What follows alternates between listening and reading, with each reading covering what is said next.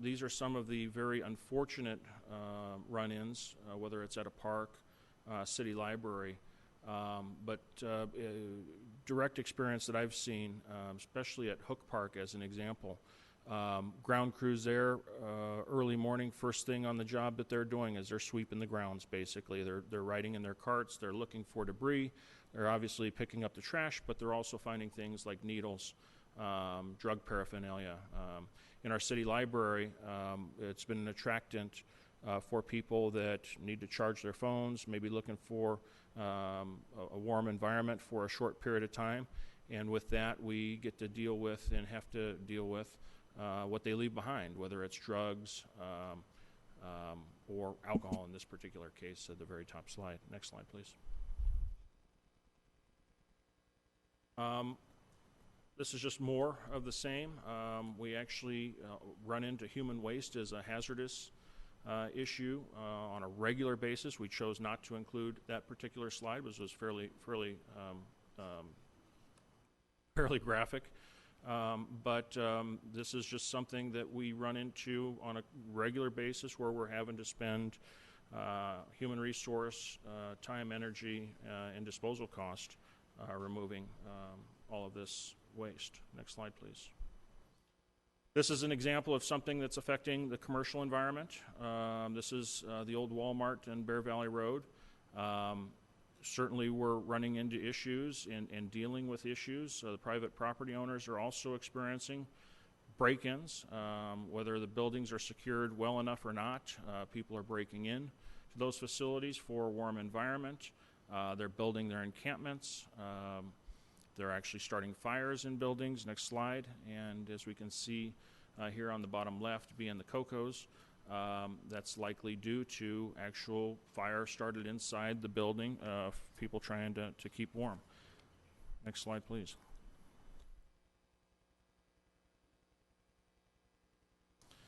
So what are we doing? We have brought in a number of our internal resources to align closely with the police department. And this slide, particularly on the right, is showing you a lot of what we encounter out in the field. This is a storm drain over at Silica. Next slide, please. And so we've started reposturing, similar to the police department. You'll hear about that in a little bit. Some of our code enforcement efforts, aligning them with our sanitation team and also our public works. But this is an example, Bear Valley Road, Pacoima, that just late last year we had to deal with. This was brought to our attention, and as it was brought to our attention, we saw this as not only a homeless encampment related nuisance, but there's also a much larger public safety concern when you see something like this. This is at a storm drain, a culvert under a road, and these culverts are designed to allow for the flow of stormwater to run through them unobstructed. And when they do get obstructed, they can actually serve or create a damming effect. And if they do, you can effectively create a backup of the waters that are supposed to be flowing through. And before you know it, you could actually experience perhaps washout of a road, which could potentially create a much bigger issue. Next slide, please. So another example on the left, and some of what we've had to do on the right to try to mitigate these from recurring, because a lot of what we experience just on homelessness altogether is due to the lack of beds and rooftops available to shelter that number that we spoke to before. I believe it was the 187.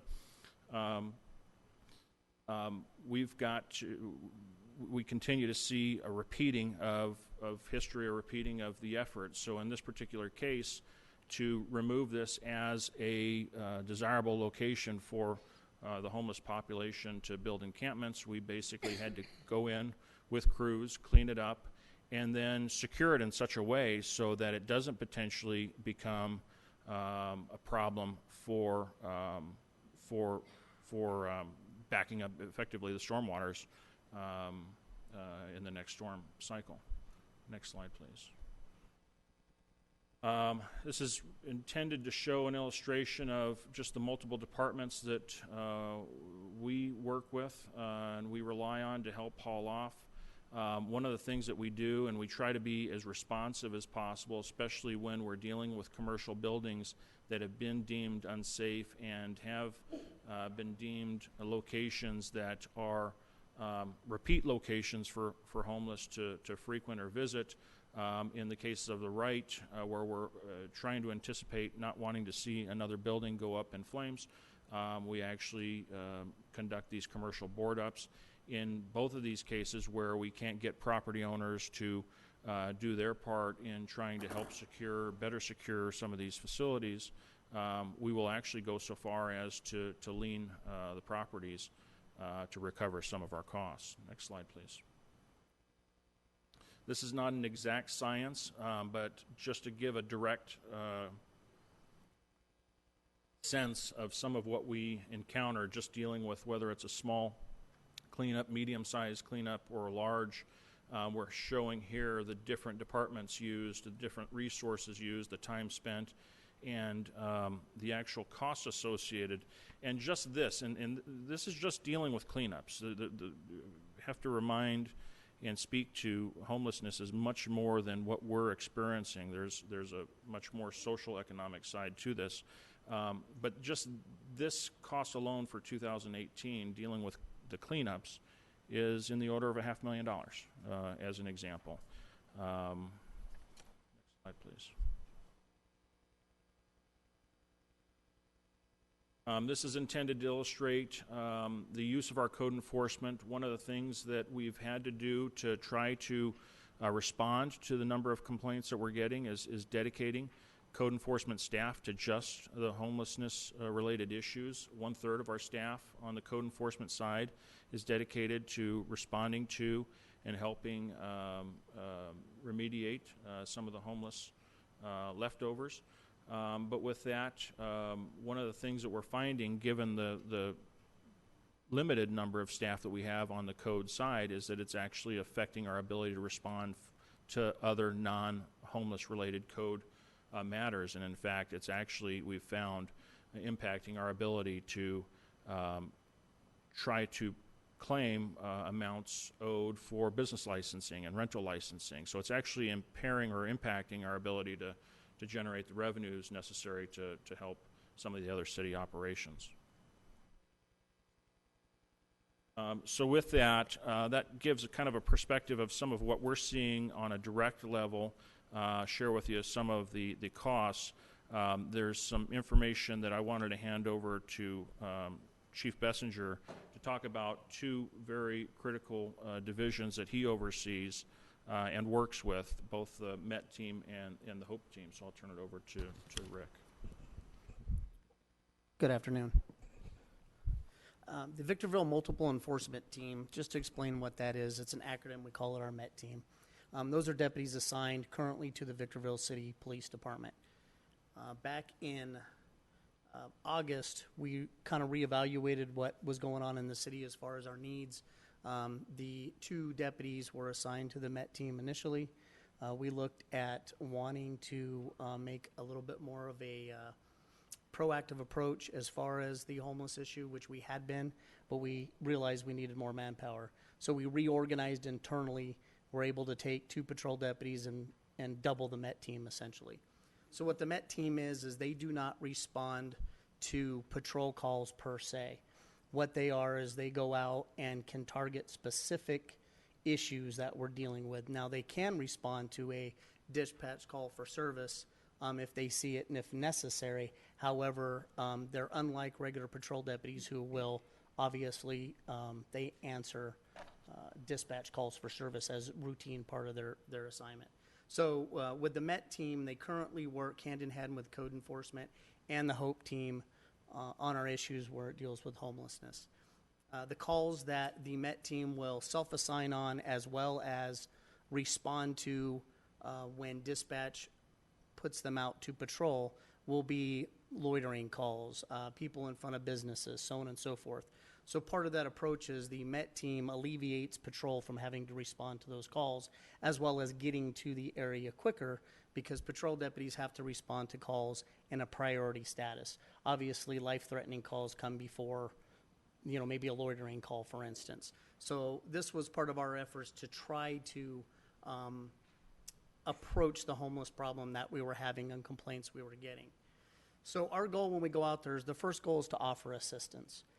There's a lot of folks out there, there's a lot of veterans out there who there is assistance available to, and we work with the HOPE team who will be speaking about what they do here in just a few moments.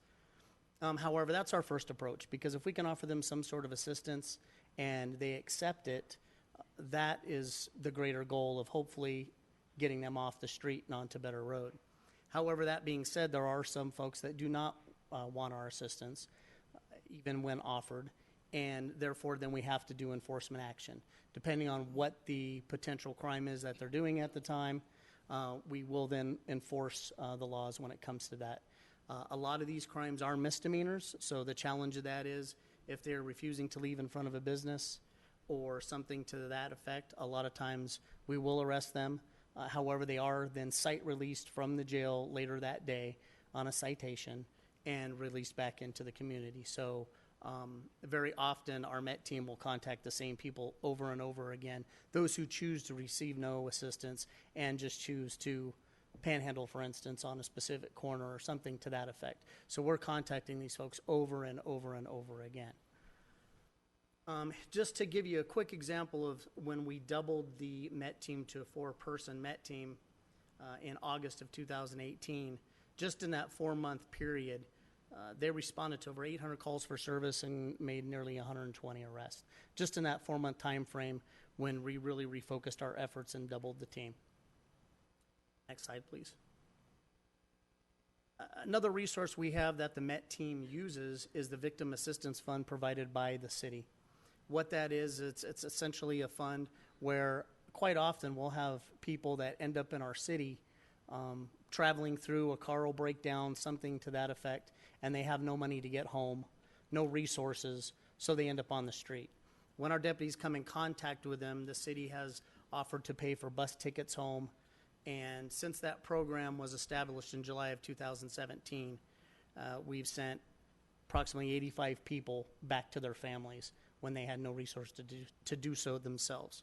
So we consider that a success, and we still use that today. Once again, it's voluntarily, and if they want to go back to family, part of the program is they obviously have to have a family member that's willing to accept them, and we make those contacts and send them back if they truly want to go back. Trespass agreements are something that we contact business owners on. Often business owners, when we're first having issues of trespassing, per the law, we have to have a victim on that. So if someone's in front of their business at the middle of the night, obviously the business owners don't want us calling them 2 and 3 times and having to come out and sign citizen's arrest every time, every night, throughout the middle of the night. So a trespass agreement is something that a business can sign, and it's good for 1 year. And what that allows us to do, if someone is on their property trespassing and they have signed that agreement, we can then remove that person and arrest them, cite them with that trespass agreement without having to bother the property owner in the middle of the night to sign a complaint. That's been pretty successful as well and used throughout the city. The other avenue that the MET team takes when they're not responding to calls is talking to the owners and trying to educate them, property owners, that is, as part of our Not Spare Change, Positive Change program. That's one of the issues, I guess you could say, which is a good issue to have, is we have very kind, giving people in the high desert, and they care about these folks out on the street. However, quite often caring about them and providing change to them and monies to them can quite often challenge what we're trying to do as far as providing them resources on another level and get them off the street. It comes down to, I don't know if you've heard of the broken window theory, many have. So what we're trying to do is we're trying to fix the problem through education. Business owners, yes, sometimes their properties get vandalized. We encourage them to repair it right away. Vandalism, so forth and so on, kind of breeds vandalism, and people come back and start vandalizing more. So we try to educate them on that area as well. Next slide, please. So this is a brief snapshot of the MET team statistics in 2017 and 2018. The 2018 numbers will go up a little bit because we first started compiling this in the middle of December. So as you can see, some of what we did is broke this down into basic calls for service: trespassing calls, drunken public calls, panhandling and loitering calls, and then just the rest of them combined into what we consider other transient related calls. So as you can see in looking at this, I'll just look at the 2018. 42% of our calls for service in reference to the homeless were trespassing. You've got 13% or 429 were in reference panhandling, and then drunken public or 647F was 11% at 359 calls, and then another 34% for the rest of the transient calls. So you can see this includes not just the MET team, but some of our other units that will also respond to these calls. So you can see we're dedicating an awful lot of manpower towards these calls for service. Next slide, please. So getting into our HOPE team, our Homeless Outreach and Proactive Enforcement, what the HOPE team is they are San Bernardino County Sheriff's Department program, which are stationed at headquarters. That being said, they go throughout the county. Now, whereas the MET team, first we try to offer assistance, and then secondarily we conduct enforcement if needed. The HOPE team is not an enforcement arm of the Sheriff's Department. They are strictly out there to offer assistance and have culminated many resources to help folks who are in need of assistance, and that's exactly what they do. So recently there was a little spotlight video that was made about them, although they might be a little reluctant to have it shown. I chose to have it shown here just so you can get a snapshot, a brief idea of what they go out and do every day. And then Deputy Mike Jones after will speak on the HOPE team and get into further details about what they do in a countywide operation. So if we could play that video, please.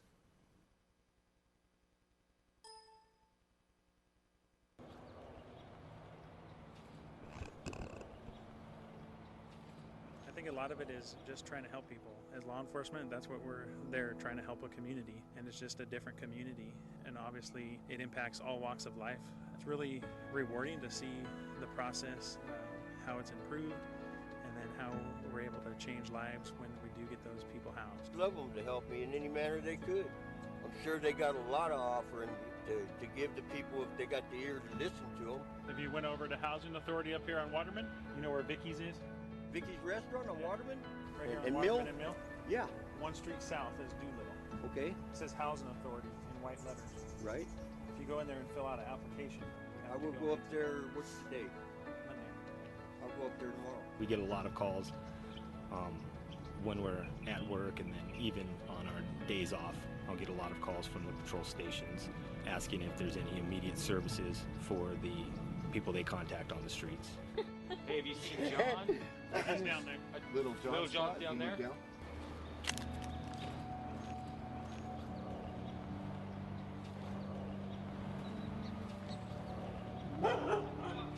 The hope is you catch them on a good day, but we come out and continue to talk to them and say, hey, you ready to get some help today? What do you need? What can we do for you? Ready to get you plugged in, and continue to hope that we just catch them at the right moment and they're ready right then, right there to accept some of the help, or at least start the process in getting the help. That's what the Hope model is all about, and having done it for 3 years, I love it. Yeah, I've seen a lot of people. I go, well, so-and-so, I don't know, they got a place. You know, everybody's getting a place.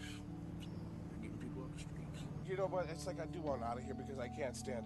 I can't do this. And I know vets that have gotten off the streets within 2 weeks. I mean, I know it's out there. The sheriff started the program in January of 2014, and in the beginning we had like 600 contacts. This year we're going to be almost 1,600 contacts around the county. I was in homeless over here. He sought me out because I'm a vet, and he's been amazing. I take a bullet for that man. I feel I can talk to him about anything, and that's pretty special. But I get it from all of them, actually. He leads the way, though. You know, everybody think officers and police are bad. You know, people think police are bad people and think that, you know, they don't want to help you. They just want to, you know, tell you. But that's not true. Once we met these guys here, we found out there's some good officers, you know. We sometimes have to check ourselves and realize that this is somebody's child, this is somebody's parent, somebody's mother, somebody's father. It's giving back to us too, to see people that go through the process, because obviously there's the folks that don't or don't want the help at the time that we're reaching out to them, or whatever it might be with the drugs, alcohol, mental health. So watching people go through the process and get housing is very rewarding.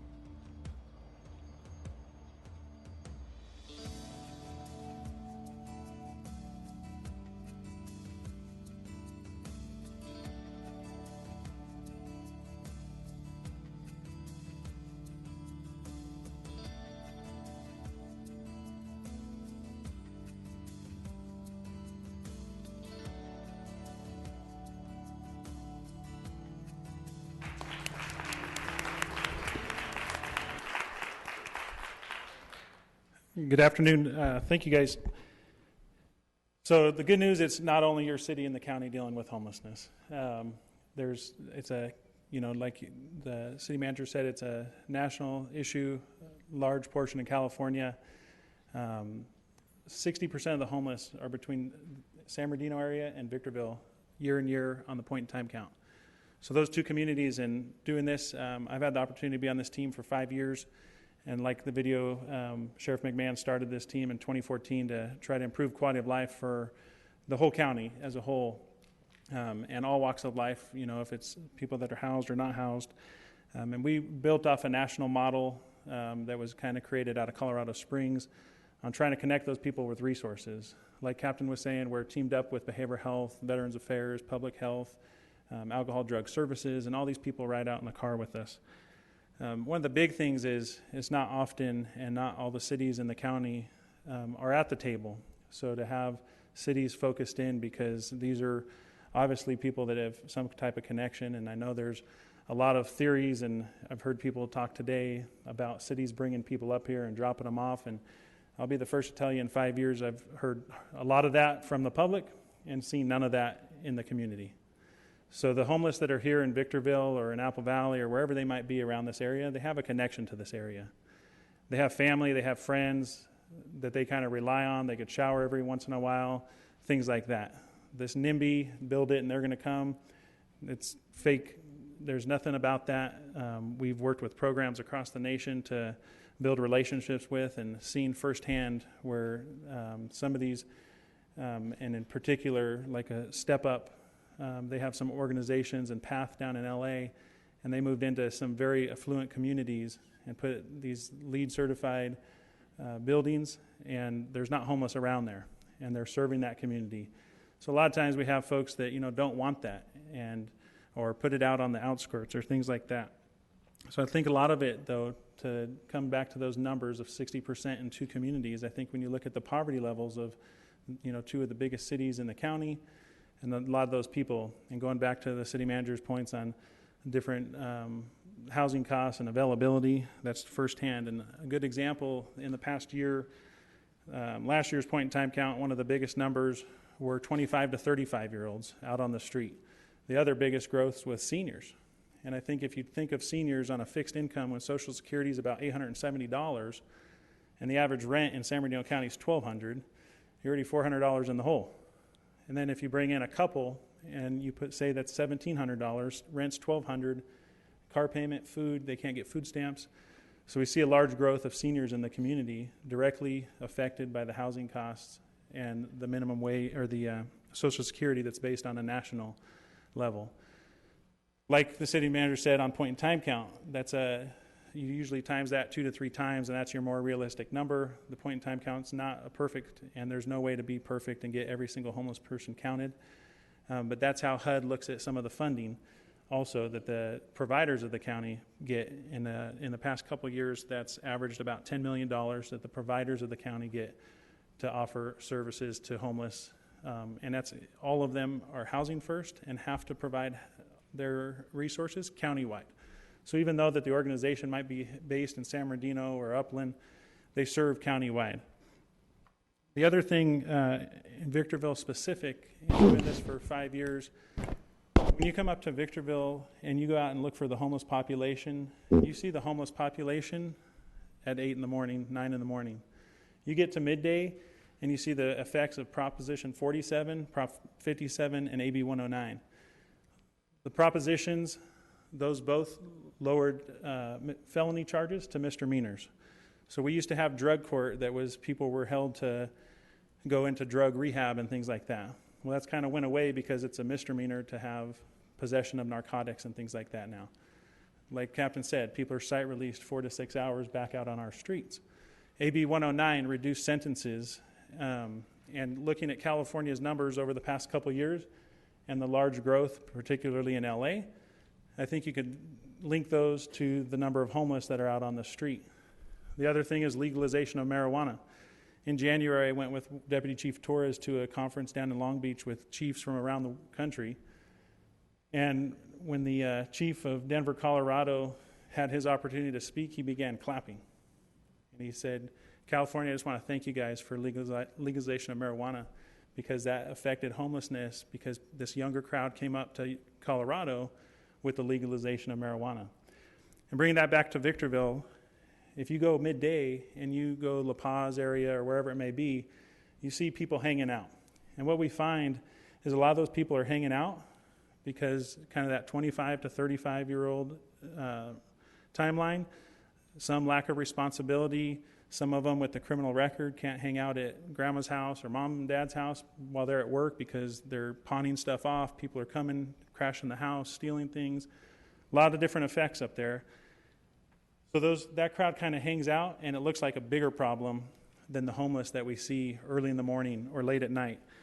And I think that's a reflection on the point-in-time count also, is the numbers around the 200 mark, for the past several years, and those people that are in there. Other thing I want to touch on is, as law enforcement, we really have our hands tied, and a lot of it on the state side of voting, but also by the courts. On September 4th of this year, the 9th District Court of Appeals issued a thing that in the western United States that law enforcement is not to enforce any municipal codes in reference to homelessness, so targeting that population. And that goes to, the court said, if you don't have shelter beds in your community, ample shelter beds in your community for those people to go to, then you can't enforce those. There's nobody in our county that has ample shelter beds for their homelessness. There's not one city. There's only 140 shelter beds countywide. So we don't have that. And they can't have religious beliefs. If it's a couple, most of them don't. Nobody accepts couples. Nobody accepts pets. So a lot of different factors to that. Last year, that's our stats up there. Just in Victorville, those are not individual, that's total contact, 705. So 306 met chronic homeless definition, which is homeless for a year or more with a disability factor, drugs, alcohol, mental health, substance abuse, physical health issues. 281 were mental health. 21 veterans, 342 people got referred, 246 assisted, 31 housed, and 55 people had income.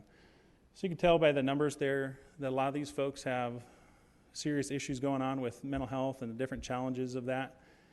And a lot of times they have multiple things with the substance abuse and things like that also, not just the mental health side. So some of our resources, temporary and transitional housing, working with different programs for drugs and alcohol, behavioral health that's in our car with us, has several different programs in reference to homelessness. They have contracts with Housing Authority on different things. In the video, the gentleman that said go down to Housing Authority, senior housing, get them on applications and things like that. Transitional aged youth, that's up to 24 years old, so kind of past the 25 to 35 that we've seen the growth. And there's the Tay Center over off of Green Tree over here for the youth to get connected with resources. The only living arrangement that the county has for them is in San Bernardino. Domestic violence, healthcare, dental services, the VA. There's not a lot of veterans out there anymore. And the ones that have refused everything for housing.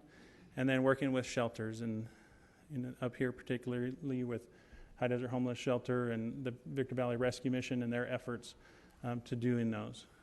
And then moving forward, just on the county level, we're very involved in the different avenues that the county has been working on. And one is cities working together with the county in the efforts to address this issue.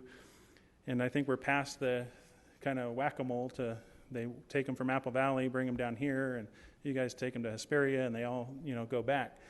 So we don't see a lot of that. But moving forward, the state is finally putting money towards addressing the issue. Last year, they put about $500 million towards homeless. In Governor Newsom's new budget, there's another $500 million towards homelessness with HEAP funds and several providers in the county, which, again, those are going to be serving countywide. For motel vouchers and things like that for families. Also, working with behavioral health, one of the things we see up here, a majority of the low income and the homeless, we would say we kind of refer Midtown, like 7th and La Paz, and then Old Town. Most of the homeless are probably north in the Midtown to up to the Old Town area. And working with behavioral health, we've brought that up and showed them on our mapping and things like that of our contacts that the resources are basically on the Hesperia-Victorville line on Bear Valley. So there's a new program that goes to the state to be approved next month by behavioral health and a partnership with us that would it's called Inroads. There's some language online in reference to that, but it basically is a mobile team with a psychiatrist to address the mental health and the drugs and alcohol, all the way to the point of getting them medications kind of on a delivery type thing. Because what we see is, the folks that are homeless don't want to go far, don't have transportation, people steal from them, they steal from each other, all those different factors. So this program hopes to address some of those issues with trying to get them the mental health services to get beyond homelessness. And the last thing I want to touch on is the positive change, not spare change. A couple years ago, Sheriff McMahon kind of kicked that off, and we worked with several cities within the county, both contract cities and private police departments, to have kind of one message for our community. And I think to go kind of echo what the city manager and captain have said is when you're given to that person, you're given to their addiction. We housed a person up here in the riverbed that was homeless for 13 years prior to us contacting him. We worked with him for about 1.5 years before he got into housing. And I asked him, I said, Kevin, you were homeless for 13 years, and the few years that we worked up here before he got housed, every day we'd see him at the D Street and the 15 off-ramp panhandling. And I said, Kevin, what did you do with that money every day? Was that, for food, or what was that for? And he said, I never spent $1 on food. There's no shortage of food from our community, the church groups and things like that. I spent every dollar on methamphetamine and marijuana. So I think that shows, a lot of times we don't feel, we do feel that we want to give to these people to help. But we, a couple years ago, dressed down, took an unmarked car and went around and talked to these panhandlers, and we found out that 60% of them weren't even homeless. The ones that were homeless all had some type of history of drug or alcohol abuse. And we got a majority of them to admit that, I'm hungry, but I want money, not food. And I think when you go around anywhere in the county and you look and there's a panhandler, especially on a freeway off-ramp, you look at maybe the regulatory sign of do not enter or one way. There's usually a bag of food or multiple bags of food because people give them food and they simply put that down. They want that money to continue that addiction. So it's hard for us to always address the panhandling because, again, we have to have a victim or they have to be accosting the vehicles. So simply somebody there with a sign is a form of First Amendment free speech. So to try to address that on the panhandling side, we have to watch them go to those cars multiple times, have a victim. And what does that do? It puts them in jail 4 to 6 hours and they're back doing the same thing. We can't usually move a freeway off-ramp or a business, so the only way to stop panhandling is to change the mentality of the giver. So kind of like a fire triangle where you need oxygen and heat, and you have to take out the giving to answer that panhandling and those addiction issues, and that's what positive change, not spare change, to give to local organizations that are addressing homelessness in the community. So I appreciate your time.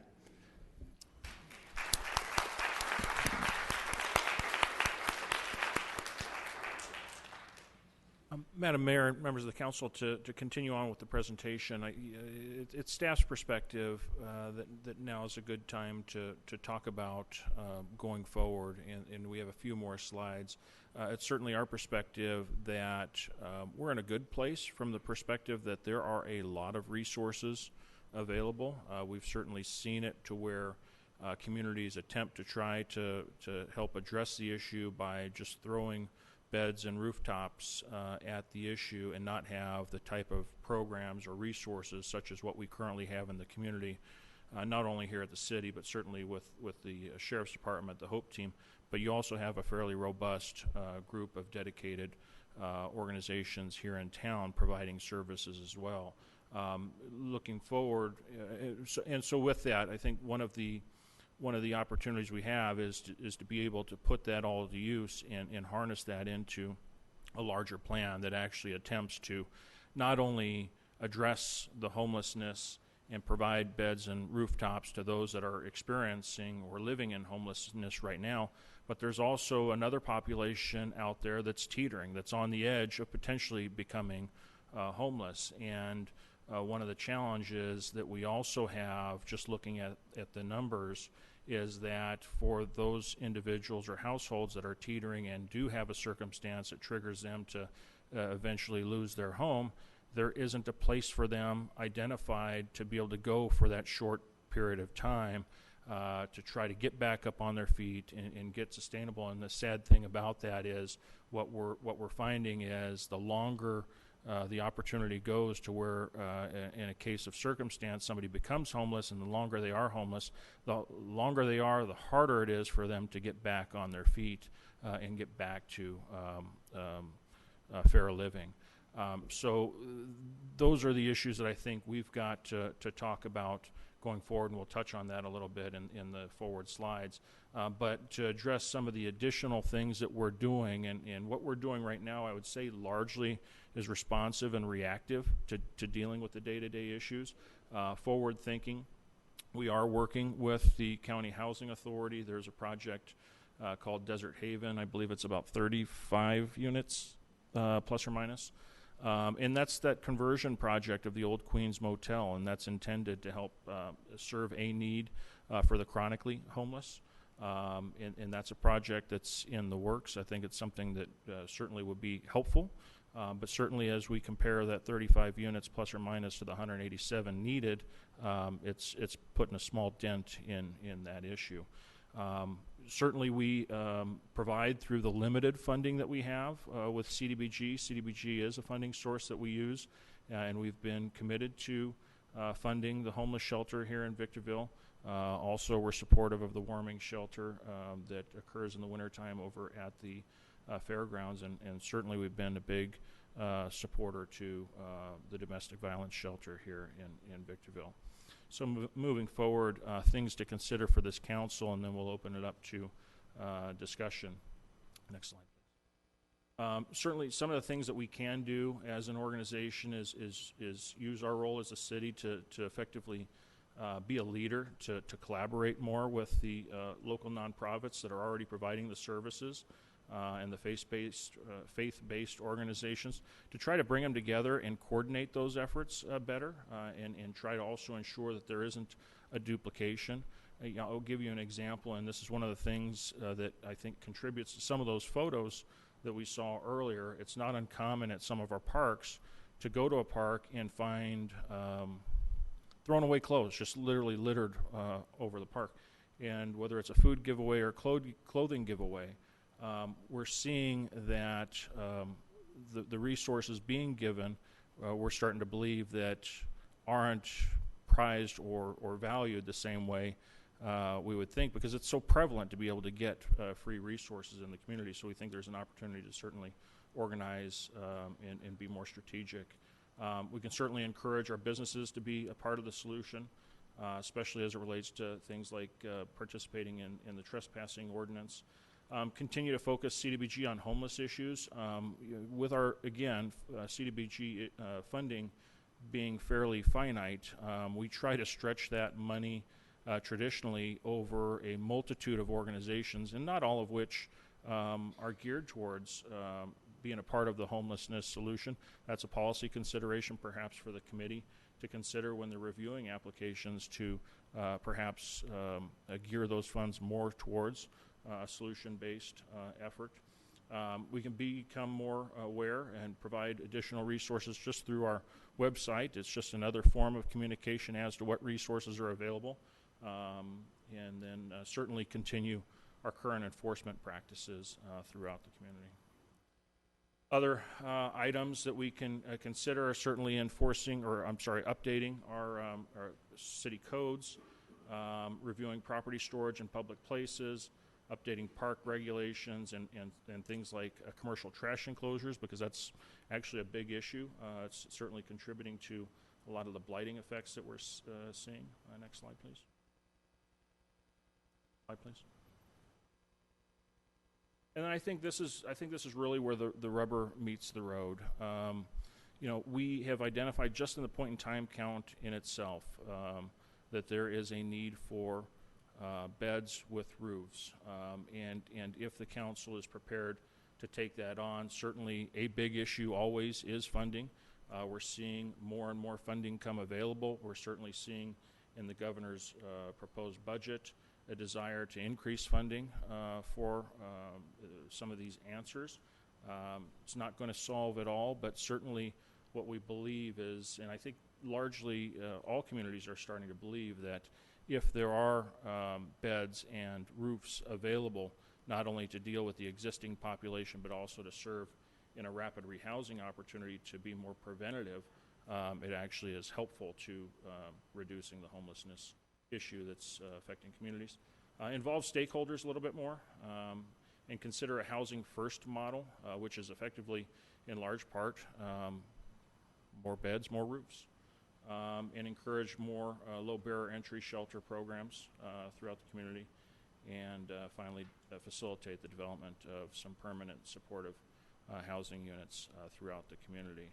So from that, certainly appreciate your time and indulging you with the information. We did want to share with you certainly our direct experiences, what a number of the resources are available around us and what's being done, not only by us, but the Sheriff's Department and some of your resource agencies, but also wanted to share with you a lot of what we're seeing with respect to how other communities are addressing it. And then finally, just to touch on some materials that I did share with you, it makes for good reading.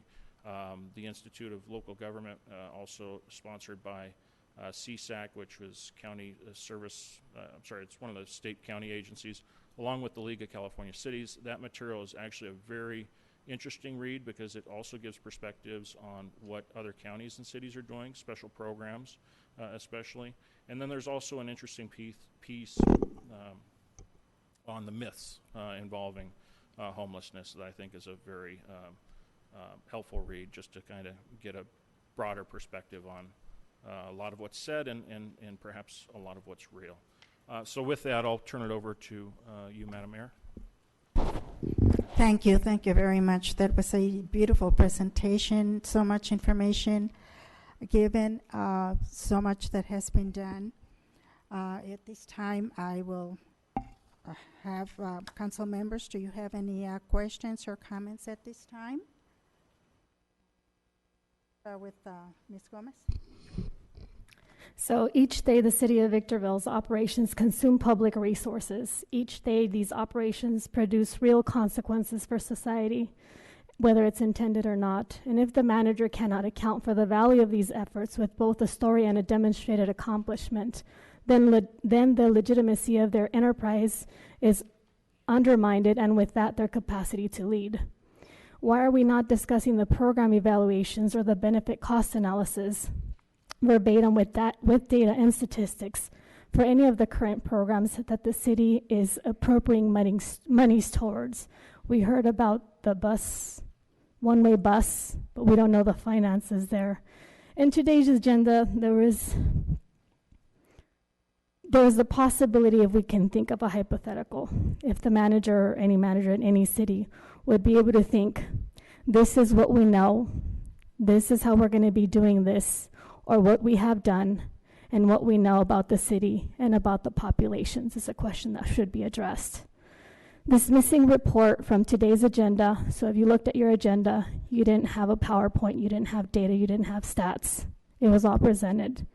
I would have loved to have this in writing and be a part of the minutes. That way each one of you can go back and peruse through each data, each stat, because that's what's important. The missing reporting for today's agenda would have assisted and allowed the city to identify the threats and the opportunities in these environments that could have been missed or are missing because there is no agenda reports. There are no reporting of the yearly impact and fiscal expenses to the bus transportation, the one-way ticket. Why? There is no mention of data distributed in today's agenda of how the HOPE team has produced successful results. There are other programs that the city has engaged, but we have been silent. There is a good starting point to discuss how will we use the data instead of a blank start and to have a consecutive follow-up. Today's meetings are not allowed well-intended, unfortunately, but we do have a powerhouse of representation from key nonprofit organizations today from Riverside County, from San Bernardino County, and from LA County present. Thank you for your passion and dedication to our residents who need the dignity restored. You are our society that is acting through the elected officials that are represented here before you. What are the goals that the city had encumbered through ICH meetings, through public forums, which include the CDBG process or other programs such as Healthy Victorville? How do we reduce recidivism among the homeless population? Every year in February, the county brings experts for awareness of these situations. Why are we not a part? Why are we not finding about these meetings? Our county sheriffs are contracted by the city and their resources are entirely committed to doing one particular thing, namely fighting crime. Where are the memos and the reports, and why aren't they a part of today's minutes? We need to be accountable to our community and let them know that we have practices that we would like to have, not just in presentation format, which we do appreciate, but also in reading format. So when anyone wants to pull out the archives, they're a part of today's agenda items. The city's role should include also the ends, but not only the ends, but also the means to get something solutioned. The city's past approaches to the homeless issues have become widely discredited. Our focus must be to set out strategic goals and developing operational plans for our community. We must focus on gaining data and solutions by relying on measurement systems that reveal to the city promptly and accurately whether the planned course of action that we have or we have implemented today has been successful or not. At 5:30, January 25th, 2019, in the conference room that you just left to come here to sit, there was approximately 35 volunteers. Last year, there was 3 times the amount. We need to focus on marketing to see how many of us can go out and count. It takes the whole society. A group of 6 of us met and we encountered 11 individuals who were without homes, the homeless. The stories of each were very resonant, one by one. They're mentally ill and they cannot get their medications.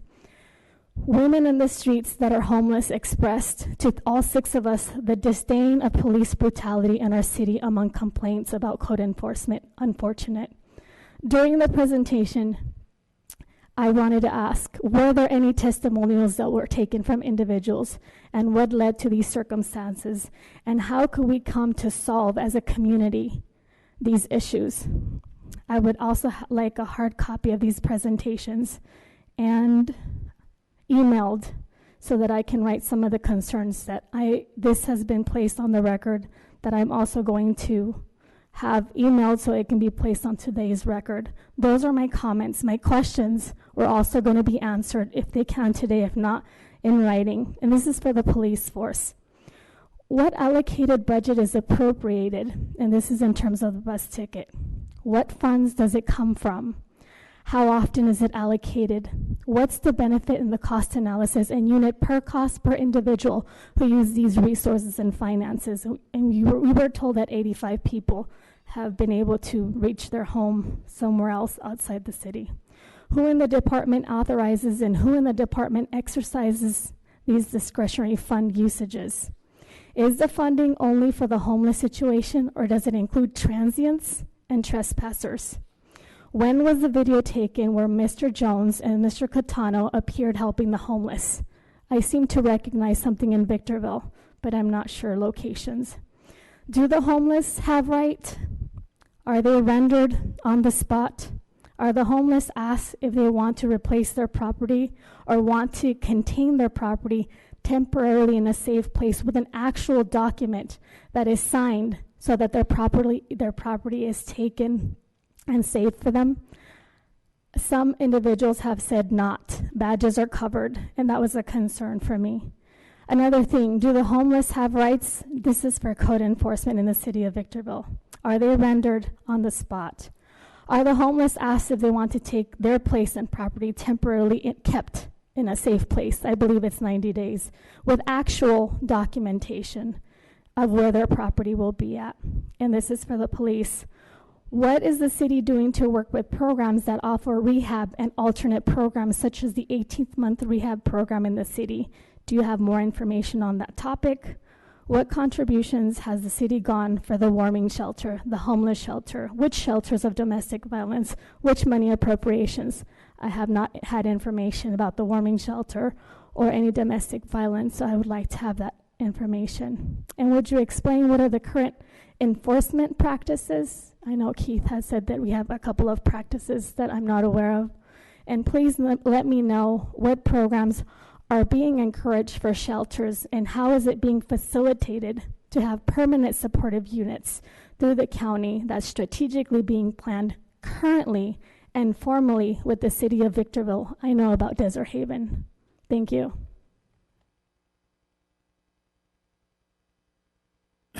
I have a lot of comments, and I'd rather hold them until I hear from the people who took the time to come here.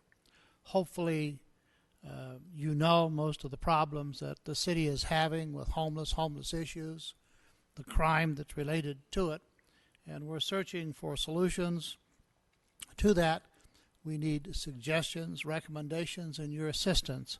I assure you, no matter how hard we work on this issue, we will not make a dent in this without a commitment from the public, the business people, and the residents, and a lot of assistance. So I'm open. While I have things that I want to say, it's more important, in my opinion, to hear from the people who are here, and then we can address their concerns, not my concerns. Thank you. Ms. Jones, did you have anything? Just that I echo Councilmember Cox's sentiments precisely. I'd like to hear from the public so that we know how to move forward. Ms. Ramirez. The problem here is it's the result of many things that have affected individuals. Well, someone said to me, we should try to have them avoid become homeless. The problem is, by the time we know that they're homeless, it's a little late to say we can resolve the problem. Yesterday, I attended the rescue mission because I'm very concerned about the homeless. And I was talking to Mr. Edwards about it. I said, tell me how you perceive it and tell me what we can do for it. I said, I don't know that the city itself can do it. It has to be a coalition. It has to be a coalition of everyone who is concerned and has some type of resources to come together and actually put the data together and say, this is what we can do, this is what you can do, so that it becomes like the hand, 5 fingers working with one mission. I find that we are so not necessarily divided, but separated in our resources and our desires of how to approach the problem, that no one has looked at the foundation that would lead to resolving the problem. We simply look at it and say, oh my God, what can we do? That is never going to resolve the problem. We have to sit down and talk about what we know and put it in a priority in regards to the data and to the resources. We cannot walk away from the problem. The problem itself will not be resolved. For one thing, they're human beings, and they still do have the right to refuse. And this is something we always have to remember, because we think that because they're homeless, they don't have a mind of their own, and this is not the case. what we have to do is that we have to counsel and find out the cause of the problem so that we can resolve it with remedies and solutions that we know will work. Many of them, as we know, is mental, and the problem is cost. I was approached by a person in regards to a family, husband, wife, 2 children. He came down with cancer. Well, he conquered the cancer, but he was left without any money. So I was approached on the question that he owed $5,000 in rent. So the question to me was, what can you do? Where can he go? He has 2 jobs. He makes too much money to get the help, but he's still going to be evicted with his wife and 2 children. This is the type of questions that we need to know as to where can we go. As a coalition, I would hope that with more people involved and more answers being given and the resources being noted, that we could at least start with an inception of the idea that we need to work together, because this cannot be done by any one organization. When I did speak to the rescue mission, which I found it very interesting, he said to me, because we have our own rules, and I said, okay. He said, we do not accept money from the city, the county, the state, or the federal. The monies that we have are all private donations. So therefore, the rules of our organization are our priority. And so I said, what is your intent? He said, our intent is to offer 24/7 service, day programs, housing at night. And I thought, that is where we should begin. And the idea is we need to know each other. And I don't feel that we even understand that, because the resources that are out there, the organizations, nonprofit, business, and cities, we're all working in the dark. And so I would say that we need to get together as a community and have a community committee with the idea of bringing forth the public and the organizations to begin resolving this problem. The homeless are Americans. We do not leave our Americans behind, like the Marines say. We don't leave anyone behind. We need to give a helping hand. And this is how I perceive it. And I would be the first to volunteer to be in that committee, to listen, to hear, so that I could bring it back to the city council, because this is the way we have to work. We have to work together as Americans to put Americans back on their feet. Thank you.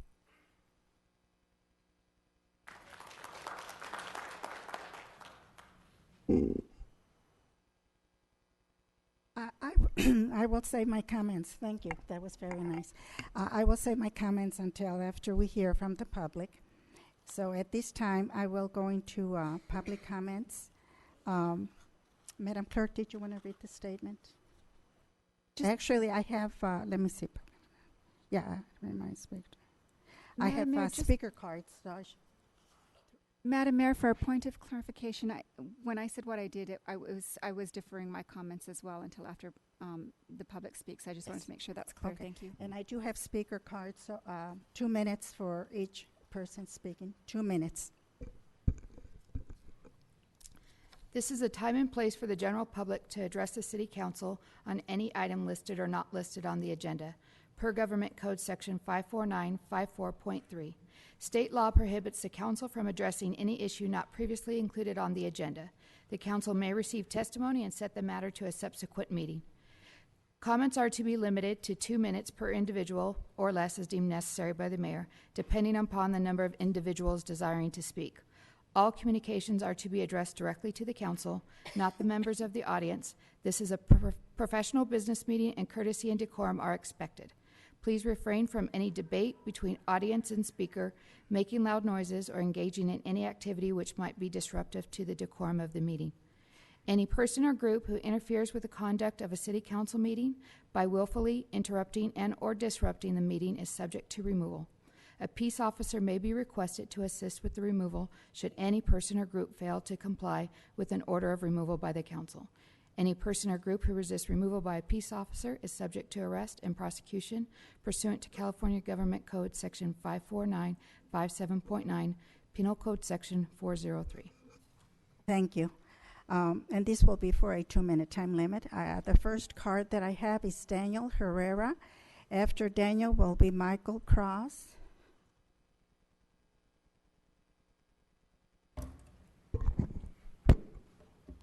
Good evening, council. Thank you for being here. Same thing with the audience. Thank you for being here. First off, my name is Daniel Herrera, and I'm a co-founder, and I also run a nonprofit called Searchlight Society. We're based out of LA County, and essentially, since we only have 2 minutes here, I'll briefly tell you what we do. One of our main operations is we clean up the streets of Los Angeles. We actually go out there with a team of volunteers. The city does not fund us quite yet. However, we go out with a team of volunteers, and we reach out to the encampments placed there for individuals experiencing homelessness. And we actually go out, perform outreach, assist them with receiving city resources. And sometimes we actually drive them to clinics, and we take them out where they need to go in order to get them that assistance they need. We don't just sit there and leave them there. We also do needle collection, and we sit there and dispose of them in a safe and proper manner. From this date, we have been in contact with over 500, and I verified that, 500 individuals, and we've passed over our information into the Los Angeles City hands. At this time, they've only helped about 10 individuals, and we've been doing this since July of last year. Another thing we're currently doing, and we actually already submitted an application for, is to start operating adult residential facilities. So rather than sitting here and opening up a giant facility, rather than sitting here and making something that we're not all too familiar with, what we're doing is we're starting a small pilot program, and we're creating a small group home facility where we actually do 360 services. We provide mental health, we provide a clinician, a psychologist, we provide assistance with having them administer their medication. In addition to that, we also provide them with job training, job education, job opportunities. We take them to and where they need to go. We're essentially there to hold their hand because, unfortunately, when we're dealing with the chronically individuals experiencing homelessness, it's been 2 minutes. It's not as easy. So thank you again. Once again, we're Searchlight Society, and if you guys would like, I can sit there and send you guys information. Thank you. Michael Cross. After Michael will be Joseph Brady. Yes, good afternoon, Mayor and honorable council members. Thank you for the presentation on the homeless situation in the high desert. This afternoon, I come to you to speak about a similar issue, and that's our increased crime. A high-speed car chase, a hit-and-run causing a death, 5 car thefts, 6 assaults, 2 shootings, a massive brawl in the mall, a panhandler at every gas station in the city, and a fire at a drug house. Was this an episode of Cops last Saturday night? No, this is what has happened in the last week in the high desert region. It is very alarming to myself and many others that I speak with on a daily basis about the increase in crime that we've seen over the last several years in this area. I've lived in Victorville for many years since my discharge from the Army, and I'm invested in this community, and I want to see it grow and succeed. It's the place that I call home and will call home for the future. I've never seen crime ratchet up so much as I have in the last 2 years. A sobering statistic in the recent news talked about San Bernardino County was 3rd in the nation after Los Angeles and Cook County in documented gang members, and that's not even talking about the ones that are not documented in San Bernardino County. This is an issue that has been going on for a long time, and I don't have all the answers, but I would hope that between all of us collectively, we will come up with solutions in order to make the high desert area a safer place to live and work. We are seeing businesses in the area leave and not want to start a business here. We are seeing good families move out because they don't want to be exposed to the crime and their children not to be exposed to the crime. Let's start thinking about putting our money and resources into crime prevention. For instance, this afternoon we talked about $500,000 on cleaning up the mess made by the homeless encampments. That could have went towards deputies or other resources that could have helped prevent some of the crimes and some of the homeless.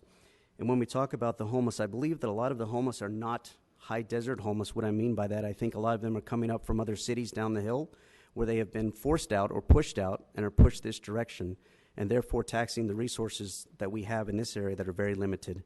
I do appreciate your consideration on these issues and hope to see some positive solutions in the future. Thank you. Joseph Brady. After Joseph, Dave Gross.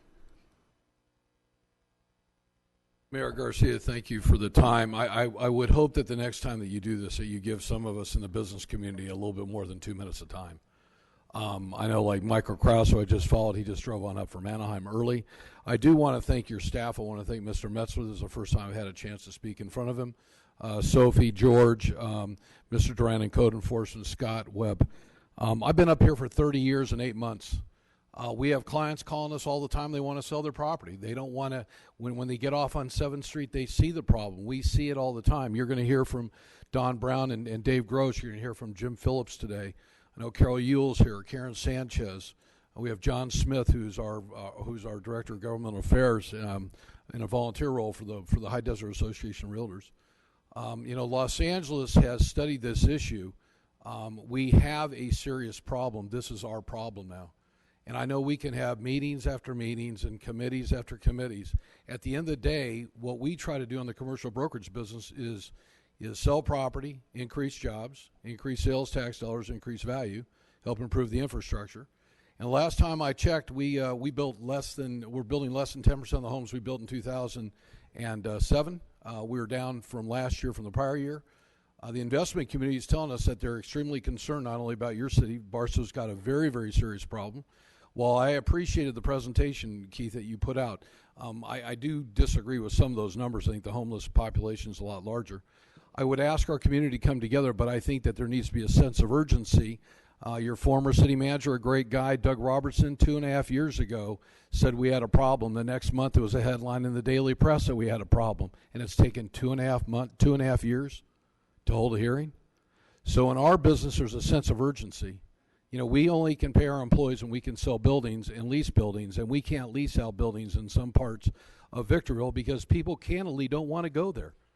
And we hate standing here as brokers in this commercial community, the one that we're so proud of, to tell you that. But at the end of the day, we're here to support our community, but we need to have a sense of urgency. I thank you for allowing us the time, and ask that next time that we do this that we have a little bit more time. Thank you. Thank you.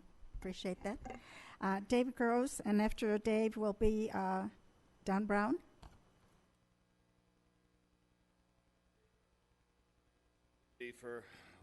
Since 1990. I'm a landscaper here in the High Desert. I take care of a lot of the commercial properties in Victorville. As a landscaper, and I have already warned the officers of this is part of my job. I have to carry a taser to do my job because the homeless have taken over dumpster enclosures. My guys feel unsafe going to these properties. There's hypodermic needles everywhere. Recently, I just did a cleanup of the Coles loading dock. I cleaned up over 50 hypodermic needles. Do I have a way to dispose of them? No. Where do they go? Into the dumpster. That's all I can do. I am not a biohazard expert.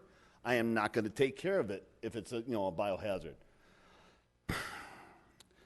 I've provided, I can't remember your name, with a flash drive of pictures I've taken over the last couple of years of the homeless devastation here in the High Desert, the damage they have done, the business that the money they have caused businesses to lose. I have one business that spent over $11,000 in closing their dumpster enclosure, protecting their garbage, because the homeless have to dive in there to find stuff. Is there a solution? I don't know. Let's put them in yellow vests and get them out there cleaning up after themselves. Maybe there's a solution. Maybe if they see what they're doing to the community, they'll say, hey, maybe we shouldn't go poop in the dumpster. I've got to clean that up.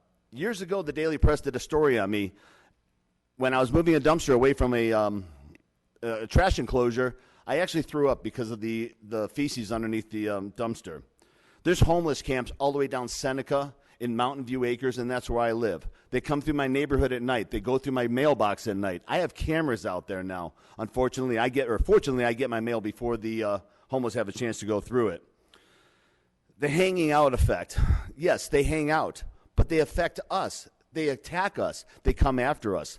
We throw out their stuff on a daily basis, but we have no choice. That's what the property owners and the managers of these companies want us to do. We need to do something. We need to do it quick because we're getting overridden, and it's just getting too dangerous for me to do my job. Thank you. Don Brown, and after Don is Tristan Wilkerson.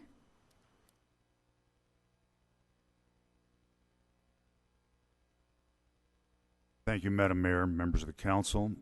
Don Brown, I'm the president of Lee & Associates. I'm also the president of Preston Lee Management Company, which is the largest commercial real estate company in the city of Victorville.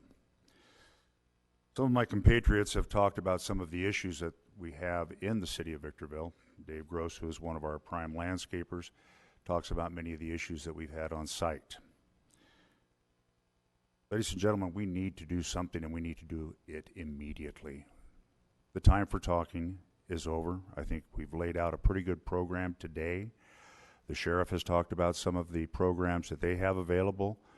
We were actually the lead company that worked with them in developing some of these programs with posting our properties for no trespassing for the homeless, as well as the right to entry for the sheriff's department, as well as locking dumpster enclosures.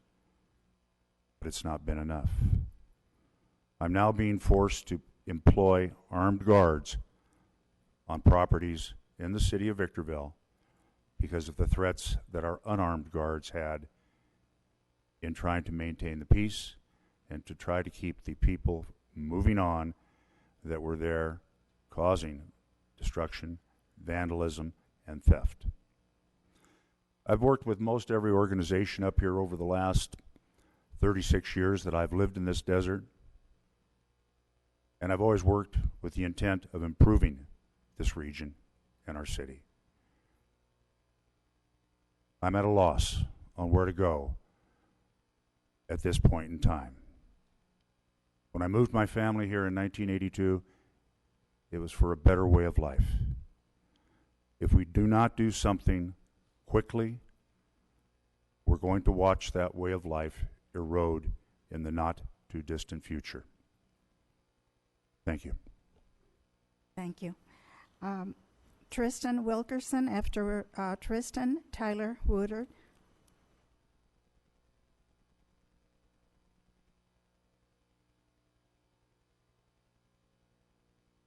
Good afternoon, everyone. I would like to thank the individual who invited me here today. This is my first meeting. I would like you all to take a second to put yourself in the position of a homeless person. Everything that you have is no longer. You don't have a home. You don't have anything in the bank, no money, nobody looking out for you, assumably.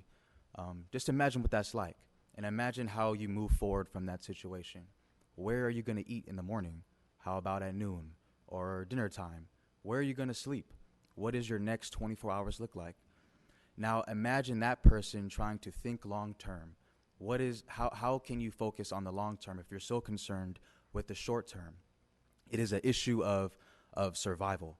So with that understanding, my solution is precisely what you suggested as a coalition of the community. And I would challenge all organizations that offer some sort of service to act in a strategic way. It's not all organizations like there's. Oh my God. Okay, so you don't have to tackle, one organization doesn't have to tackle the entire issue of homelessness. They only have to handle one vital aspect in a strategic way. An organization gives out breakfast in the morning. Another one does their part at noon. Another one offers this at this time. So I would like to speak more. I know the time is running out, but the solution is inspired by California's Guided Pathways Project, and using that method of just handling the first phase of homelessness, the survivability of it, we can focus on the second phase and get them re-entered back into society, back into into an educational system, into a home with some long-term effects. So that's how I believe we should handle it in the survival phase. My name is Tristan Wilkerson. I'm the president of the Associated Student Body at Victor Valley College. I sit on the board of trustees for the. It's been 2 minutes. For Victor Valley College, and I made a commitment to my community. So let's do something about it. Thank you. Tyler Woodard, and then after Tyler, Lavana Wilson.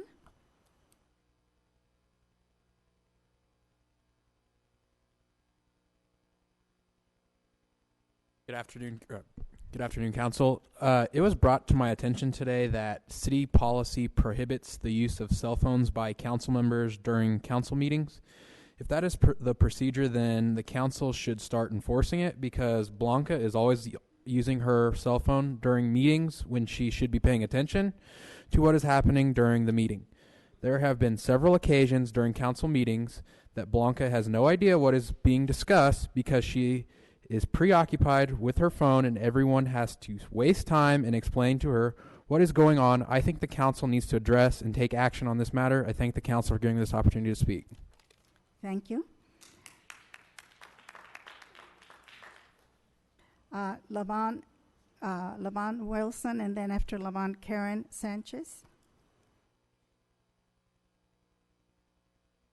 Thank you so very much for addressing this issue and just everything that has been presented from so many different areas. The homeless is a section of just very, it makes my heart bleed to see that there's two different kinds of people that we see out there that are experiencing these situations. Some of them, even somebody that's a loved one of mine that just recently chose by choice because they couldn't continue in their manner of living in the home, to leave the home and to be homeless instead because they didn't want to follow the rules that were laid out there in the society or in the home, and it just breaks my heart. The other side also breaks my heart, those who are there not by choice but because of a set of difficult circumstances. Either way, they both need addressing, both situations, and I love to see the hope and the other things that are out there to address both situations. I love that we're doing things when it's cold with the warming shelters.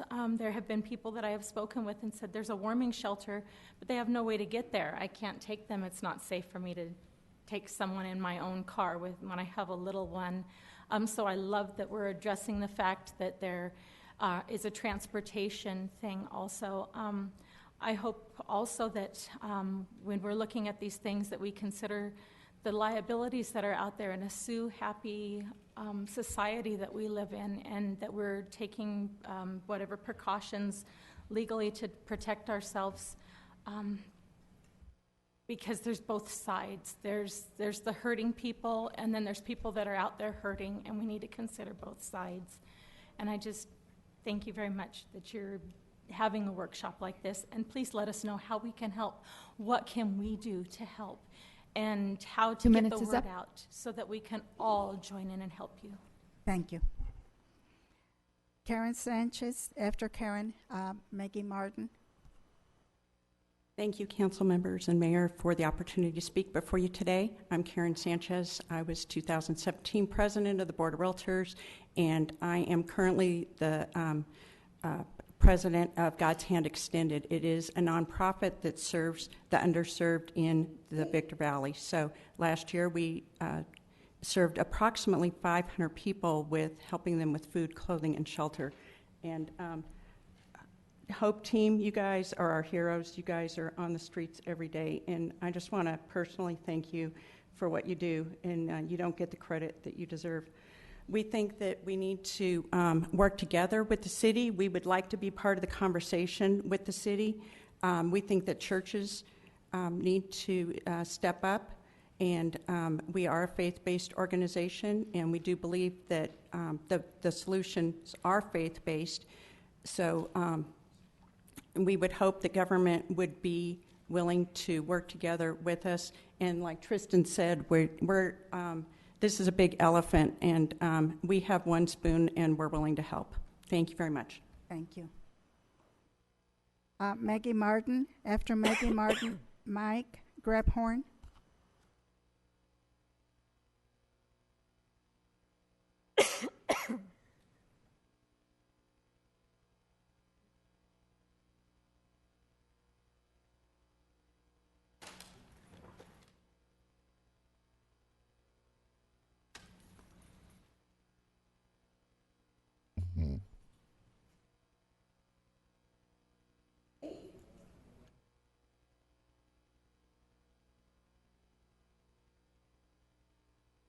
Doesn't want to be it. Or audio.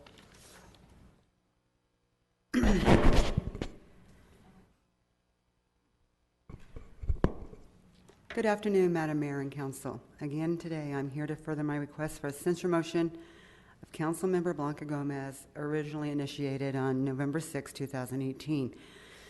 From the Policy Manual, Chapter 4, Rules of Discussion and Debate, Section C, in part, council members must preserve order and decorum and shall neither by conversation or otherwise delay or interrupt the proceedings or the peace of the council, nor disturb any council member while speaking or refusing to obey the orders of the presiding officer. And I'm looking right at you, Ms. Gomez. Leaving seats. Council members shall not leave their seats during a meeting without first obtaining permission of the presiding officer. Can we get that enforced? Thank you.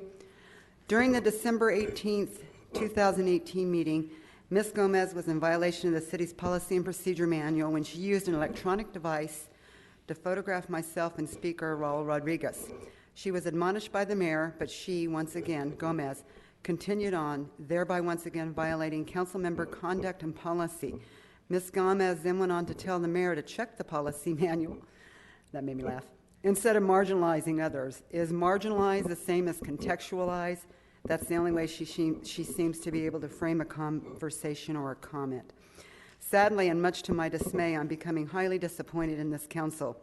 I'm disappointed and astounded that our city attorney, Mr. Andre De Bornowski, appears to take no assertive action against Ms. Gomez. Why is that? And I will come back for an answer. I am asking again that this honorable council places a censure motion on the next upcoming council agenda. For this council not to do so sends a screamingly clear and resounding message to the citizens of Victorville that this council has lost all control. It's been 2 minutes. Over Ms. Gomez. How do you expect the citizens to have trust and respect for this council? I'd like to enter this into the record, please. Thank you. Thank you. Mike Grabhorn, after Mike, Valentin Godina.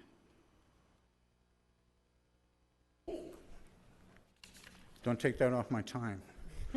Good afternoon, Madam Mayor and members of the City Council. I'm going to talk a little bit about the homeless, but I wanted to address one slanderous remark that was made today. It was mentioned, first of all, that code enforcement is part of the Sheriff's Department. They are not part of the Sheriff's Department. And it was also mentioned police brutality. I have worked with Department of Behavioral Health, the Sheriff's Department, and a lot of different organizations for the past 8 years. I have never once heard of any of our deputies being brutal to any homeless person. And I wanted to clarify that, and I'm shaking because that just really upset me. The other thing I wanted to mention and let the audience know is the city was offered a lot of funds, I don't know how many dollars, if we declared a homeless emergency. And the city decided that we do not have a homeless emergency. So I'm wondering, why are we having this meeting and why are all these people here? And maybe somebody could address that at some point. Also, I work with a lot of the homeless people. They have rakes, they have shovels. They rake their area, they bag their trash, they throw it in dumpsters. Whenever they use a latrine, they bury it. But yet, code enforcement will come out and make them move about every 2 weeks. And I'm wondering what codes they're enforcing and why somebody from code enforcement isn't here. Because they're the ones, we go out as the HOPE team, as the host team from DBH. We set up interviews with individuals, we find housing for them, we go back and they're gone, because code enforcement has asked them to move. So we spend man hours and time trying to hunt them down. I was out 4 hours this morning trying to find one individual. This was actually in Rialto, it wasn't up here. And code enforcement had moved them along. Last group I went with, they said they're too close to housing. So I'm wondering, well, how close can they be to housing? But there's nothing there. So to me, it looks like harassment. And I realize people have one opinion and people have another opinion. But there are some people out there that are vets with PTSD that feel that they can't function around public. There's kids out there that are LGBTQ, that their family has kicked them out because of their sexual orientation. Thank you. Valentin Godina, after Valentin, Vicky Mack.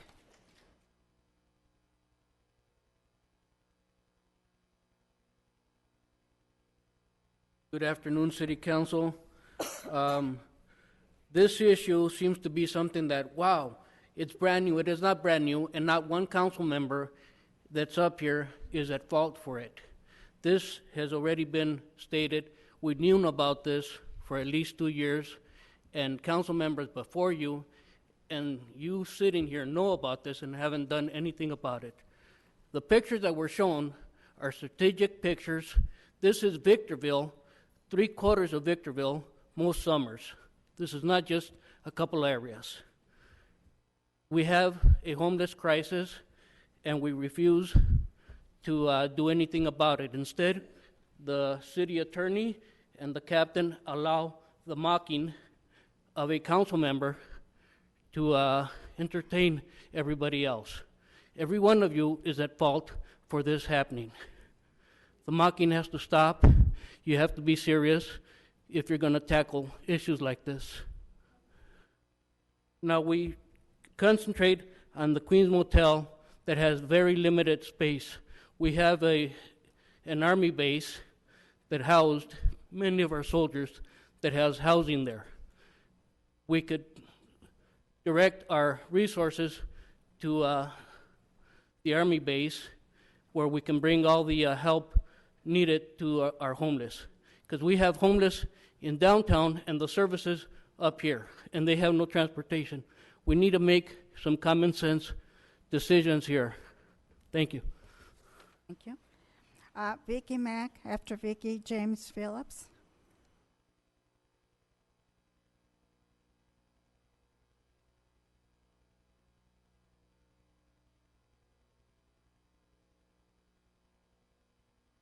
Vicky Mack, Access Mental Health Advocate, NAMI Board Member, and Behavioral Health Commissioner.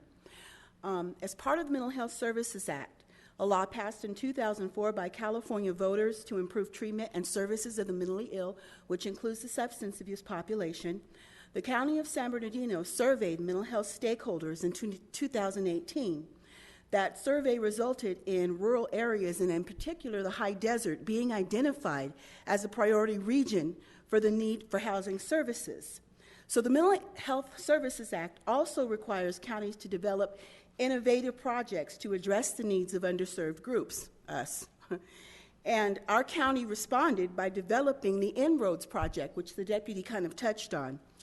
Projected to spend $17 million over the next 5 years, Inroads will create an intensive field-based engagement model supporting multidisciplinary, multi-agency teams that meet, engage, and provide treatment to youth, adults, and families experiencing homelessness. Now, these teams include social workers, peer advocates, licensed clinicians, public health nurses, alcohol and drug counselors, and law enforcement. The intended outcomes of this project include increased client engagement, increased population penetration, increased agency collaboration, and improved services outcomes. Now, the Mental Health Services Act also mandates that behavioral health programs and services are stakeholder-driven, and that means that your input determines the character and the direction of these services. We have Behavioral Health Commission meetings the first Thursday of every month in Rialto. We have District Advisory Committee meetings here at the Victor Community Support Services on Cholam. And we also have the Behavioral Health, the Department of Behavioral Health has a community program plan, and this plan has annual updates. It's been 2 minutes. Okay, so you have the opportunity to give your input into services. And that's all I want to say. Thank you very much. James Phillips, and then after James, Jim Dillman. Thank you, Mayor, fellow councilmen. I applaud you all for this workshop. I think it's a step in the right direction, one that's needed for a long time. I'm sure you're well aware from the report that Mr. Metzler gave you of the damage that it's causing our community, and I won't go any further into that, even though I've had my personal experiences. I will tell you that you have the resources to turn these losses into a profit. Or maybe not so much a loss, but it's going to take a lot of innovative thinking. And none of you can do it by yourself. You know that. That's why you're doing this. It's going to take a collaboration. And by the way, I applaud the Sheriff's Department because they've really stepped up and tried to do something. But it's going to take a collaborative effort. And I think this city can lead the way. We have the resources out at SCLA. Those buildings that are out there are not all asbestos filled, as some might suggest. I know there's some that are. But there are resources that are available to you in this community. I believe that if you look at the problems and analyze them, and we don't need the answers to everything, but I think we know what we're up against. And it's a societal problem. There's not going to be a quick fix. It's going to take a lot of effort. So I hope to see follow-up. I hope to see more meetings that will follow this with working environment with positive people that aren't trying to tear everybody down and blame it on one or two people, because it's a societal problem and we have to do something. I think there's a solution. I hope that you'll look at the resources that are available to you and use the ones. Let's go get some of that state money that was suggested earlier, $500 million, and be the leaders and make it an environment. Good news, it was on the Daily Press today. We're the most affordable, one of the most affordable residential areas in the state. So if that means we have to be home to the homeless, let's embrace it and make those Americans feel at home. It's better than having them making their home in our business backyard and making that unattractive. 2 minutes. Thank you. Jim Dillman, and after Jim, Roger LaPlante.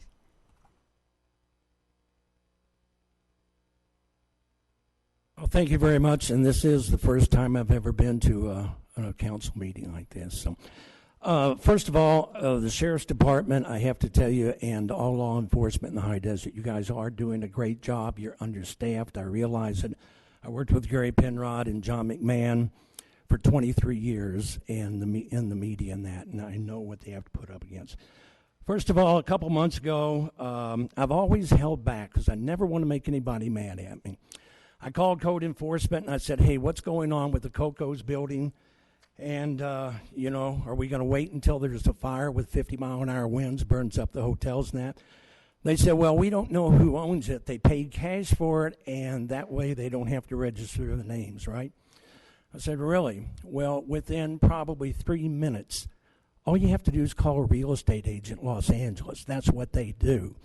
And I was told by paying cash for it, that means that they can sit here, they don't have to maintain it or anything. And I said, well, tear it down. I own property in Victorville, Hesperia, Bakersfield, and Kansas City. You tear it down and put a lien against it. Still sitting there. I drove by it before I came over here tonight. I could be up here for 3 days. Target store, give me a break. A lady there that put her and her family, put all their money into a restaurant there, closed it down because of the homeless. Do I feel sorry for the homeless? Let me tell you, nobody could have grown up poorer than me. In the 60s, we didn't even have inside plumbing while everybody else did. I worked 47 years straight and never asked anybody for anything. I go back, I know I'm kind of messed up here with this. You feel sorry for the people. Seniors are making $800 a month. Read between the lines. The reason is they didn't work. That's why. $800 a month in Social Security for somebody almost 70 years old, that means that they didn't work continuously. That's all I got. The homeless, you want to worry about the homeless? That's fine. Do that. Worry about the middle-class citizens in the United States. Kansas City, I just talked to them yesterday about some property. Guess what they told me? Thank California, because we can't handle the amount of Californians that are moving to Kansas City and Denver. Thank you very much. Roger LaPlante, and then Deanne Hodgins. Good afternoon, Madam Mayor and City Council. I want to first thank you guys for doing this. This is commendable. We're at least starting a process that is well needed. I was here last council meeting to speak to the council, and I was wanting to invite all of you for the point in time count. I was one of the point men. I was a lookout of my team. We are in a serious emergency crisis, whatever you want to call it, in this city. It's horrible out there. I'm sorry. I saw people walking around with gallon jugs of vodka, defecating in the streets while we were just out there. And it's just really sad that there's I didn't see any authorities out there. I was hoping you guys would be out there with us so you could see this. It's just a bad situation. I'm a veterans advocate. I was homeless for a little while, and I feel their pain. But we need to help them. I think the idea at the air base might not be a bad idea. I want to be the first to volunteer for Mayor Pro Tem's committee. I think that's an awesome idea. That's how we start. And to Council Member Blanca Gomez, we can't attack our honorable police officers. They're doing the best they can. So shame on you. Thank you. Thank you very much. Deanne Hudgens, after Deanne, Christine Blakely. I just have a couple of things to say. Council Member Gomez and even Council Member Ramirez, you're addressing symptoms. We can't address symptoms. We have to find some kind of a cause and be able to address that. Committees, meetings, we've done this for how many years now? Years and years. We're still here. What are we going to do? How are we going to do this? We haven't got any solutions. Think about property owners. I walk the streets with my kids, when my little kids were little, and even now with my grandkids and great-grandkids. Why do I have to have them watch where they step so they're not stepping where somebody else defecated or urinated outside of some business someplace? What about my rights? I'm a property owner. I'm a taxpayer. Property values. How many people have we had speak about that today? Why are we only doing this with Victorville? Why isn't Hesperia, Adelanto, Apple Valley, Ora Grande, Helendale, all these other communities, why aren't they involved in this? They have to be affected. Maybe we're affected more. Maybe our numbers are higher. But it's a ripple effect. It's everywhere. It's not just us. And we can't solve the problem alone. We need to coordinate with these other people. We need a commitment. We need strategies, yes. I think our Sheriff's Department is doing a great job for the resources that they have. I've spoken with Operation Hope many years ago. 4 people at that time, I don't know what there are now, for the entire county of San Bernardino. Seriously, how much is that going to? 85 bus tickets? Is that in the entire county? How much is that really affecting us? Not much. We really need to come up with some hard, fast solutions. We need to involve our business community. We need to involve our faith-based community. And we don't need more committees, and we don't need more meetings. We need somebody that's going to get something done. Thank you very much. Christine Blakely, and after Christine, Felicia Johnson.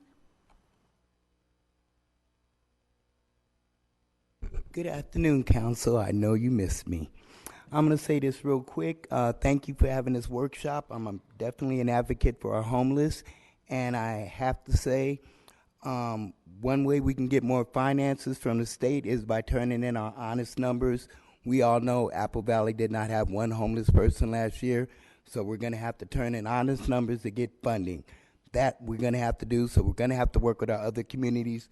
Like she said, they're going to have to be honest when we do our homeless count. I have participated in our homeless count more than once, so we have to be honest with those numbers in order to get the funding. I have a lot of ideas, as I'm sure a lot of us in the community do. I believe one solution is use some of these buildings that the city does own. Let's open it up, fix it up. I work with a lot of nonprofits that are willing to work these empty buildings if the city's willing to give up one. Let's put some beds in it. I'm sure we can get donations from the public. Let's get them off the streets. Let's work with them. We have a lot of mental illness. We have a lot of psychiatrists. We have doctors. We have a lot of people that are willing to donate their time to work with these people, to get them off the streets so they can work with their businesses, and we can start doing something with these people. I'm throwing an Easter egg hunt this year. We're going to be giving away groceries, food, clothing, everything. I do this every year. I'm willing to work with these people. The nonprofits I work with are willing to work with these people. I need you people to work with us. I'm willing to work with you guys. I can get the other cities to work with you guys. We all need to work together because it's a problem in the high desert. It's just that it's a problem in the United States. But like somebody said earlier, we can set an example. We can take an example from LA because they turned in honest numbers to get the funding. We need to turn in honest numbers so we can get the funding too. The Queens Motel, like our city manager said, it's going to make a little dent. 35 rooms is not enough. We've used that building over there at Walmart, Been put 2 some minutes? beds in there, get them off the street, and let's do what we got to do to take care of our community. Felicia Johnson. I have a real heart for the homeless, and our church has a program that we're implementing that will hopefully help. Pardon me. And I really, really appreciate the things the Sheriff Department has done and all of our nonprofits. But I'd like to address another underlying problem that is deeper than anything we've talked about. State of California, our education system is at the bottom or near the bottom.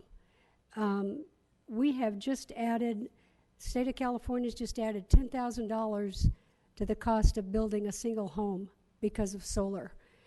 We have increased our we focus on helping our kids pass tests, but we don't train them, we don't educate them properly, we don't even teach them coping skills. Our taxes are multiplying like crazy, and they're going up even more under our new administration. So the bottom line is we keep falling apart in the state of California in our ability to get jobs. People can't get jobs. They are not educated enough. And even when they get jobs, they don't make enough money for basic needs. They're not taught the ability to cope. We are overwhelming our entire state of California. And it's no wonder that people are giving up, turning to drugs, mentally falling apart. It's hopelessness. There's a lot of hopelessness out there. And so I would really like to encourage every person in this room and every city in the high desert to put some pressure on the state of California to back off and help our citizens survive. Help us to feel good about ourselves. People are leaving the state. Pretty soon there won't be anybody left to even pay for all these services. So we need to really put some pressure on the state to treat our citizens with more respect. Thank you. Ramiro Rodriguez, after Ramiro, Mark Grayfield.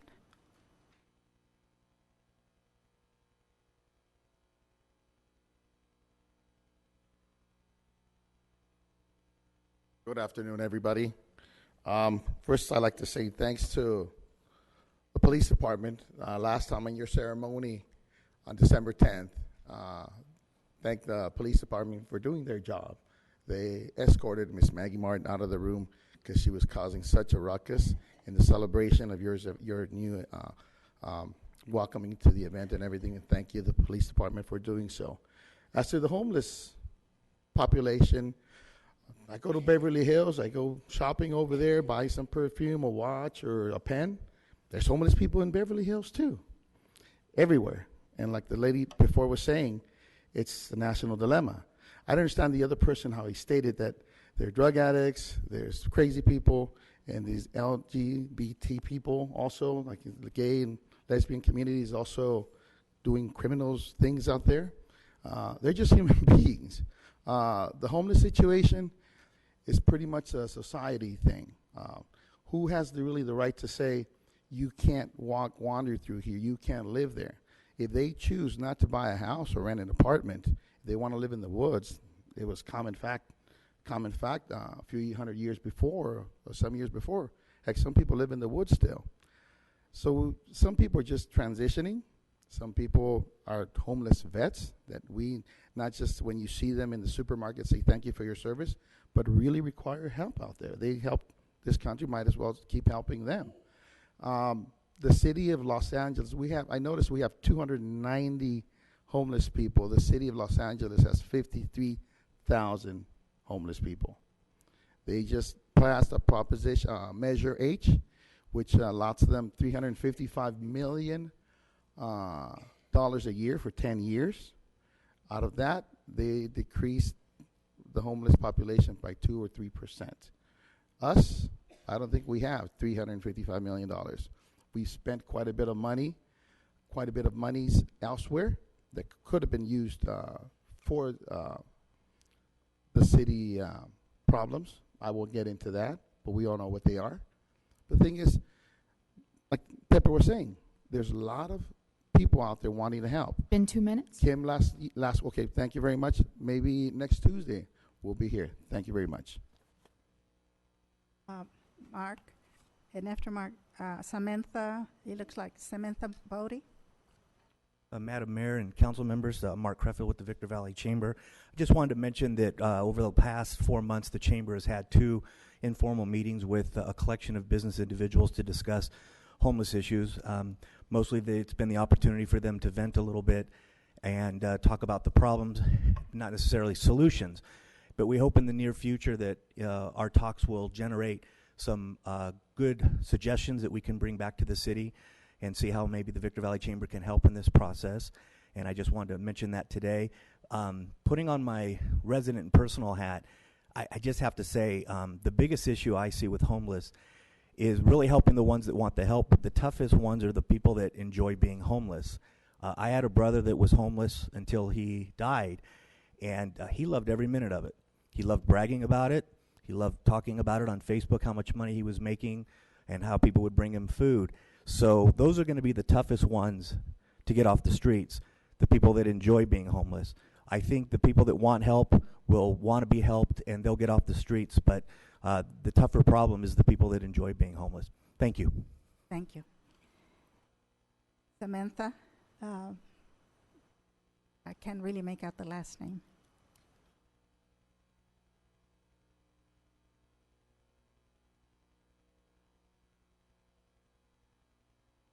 All this. I thought this was going to be a meeting for us, how Victorville has started to deteriorate.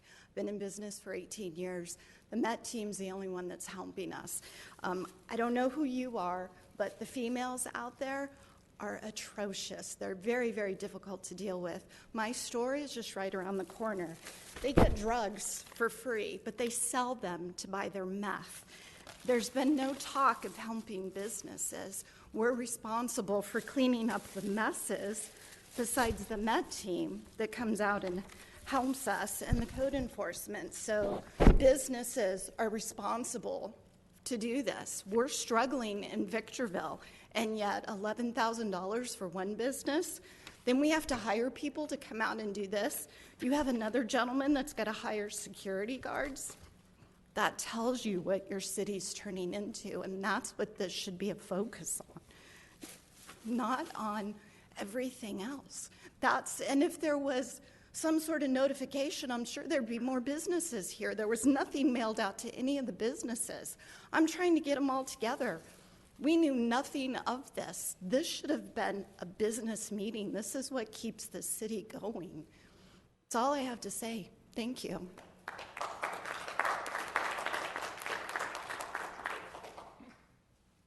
Paula Lago.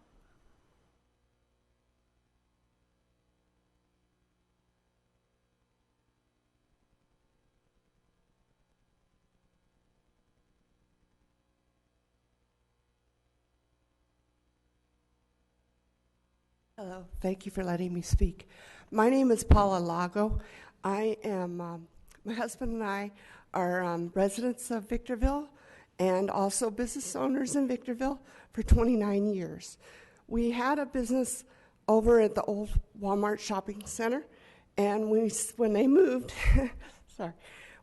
we saw that there was an influx in crime moving into the area, mainly because they weren't turning on the lights in the parking lot.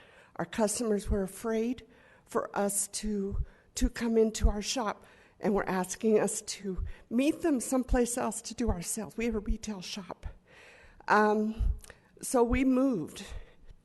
The last 5 years, we've been on Mariposa between Scandia and the Vallarta Shopping Center, and we've seen a big influx in crime and homeless in our area. We have been broken into in the last 5 years 7 times. And it came to a point where this year we decided we were putting bars in the windows to keep the windows from being broken so people weren't coming in. They come into our shop anyway. They steal from us because of the new proposition that they have out where crime is a misdemeanor if you're stealing. There's not a lot we can do other than hold the door and keep them from coming in. And we have ladies that work with us in our shop, and they've been threatened by some of the homeless coming in, especially in the evening. to the point where we're considering getting security for our shop as well, which, you know, it's an added expense besides the bars that we had to put in the windows. Our sales have dropped because of our customers seeing the bars on the window, and they know we have a problem with the crime in the area.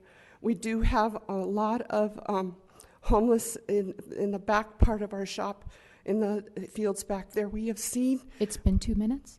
We have seen where there are groups feeding the homeless back there and taking care of them, which is great, but it keeps them around in our area. So hopefully we can find a solution to move them. Thank you. Thank you.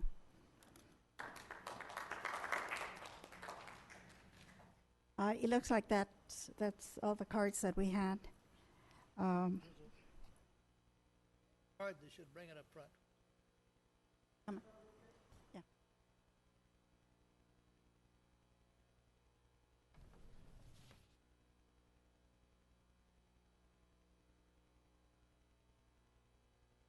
Approach. You can. Thank you, Robert. Robert Harriman. I just want to make a couple quick comments on comments that I listened to. A gentleman spoke about the airport. Why would we want a homeless encampment at an airport with the airport authority trying to market the airport to bring big business, good paying jobs with a higher paying demographic to our city?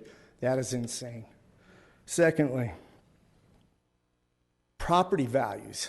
I want property values up. I don't want to be on the list of the most affordable housing in California. I mean, that may sound stupid to some people, but I would like to see a higher income demographic come to our city where they're going to generate good, higher paying jobs. I recently did a job, this has been about a year ago now, downtown, and I had a gentleman approach me and ask me, "Are you Bob Harriman?" Or, "Yeah, I am." And he says, "Well, don't you remember me? We went to high school together." I could not recognize him for anything. He asked me for money. I don't give homeless money. I gave him $10, but I said, "Don't you dare go across the street to the liquor store." 20 minutes later, there he was at the liquor store. Came back the next day, wanted more money, and I told him no, okay? But I told him I'll give him a ride. He bragged about being a Marine Corps vet, and his back was bad. I told him I'd drive him to Barstow. He didn't want to go. The other thing is, I had a lady approach my crew members while working, and she had a bottle of Jack Daniels in her hand, and she was soliciting my employees as a prostitute. Now, this is going on downtown, okay? I do not blame you guys. I really don't. And one more other comment. City buildings. I don't want my tax dollar and our city... In 2 minutes? ...giving buildings to house homeless people. I just don't think that's right. And one more thing, you get these homeless shelter-type people come up here, and they lobby our city. They want to come help, and they all want to come up here, and then the homeless are going to flock here.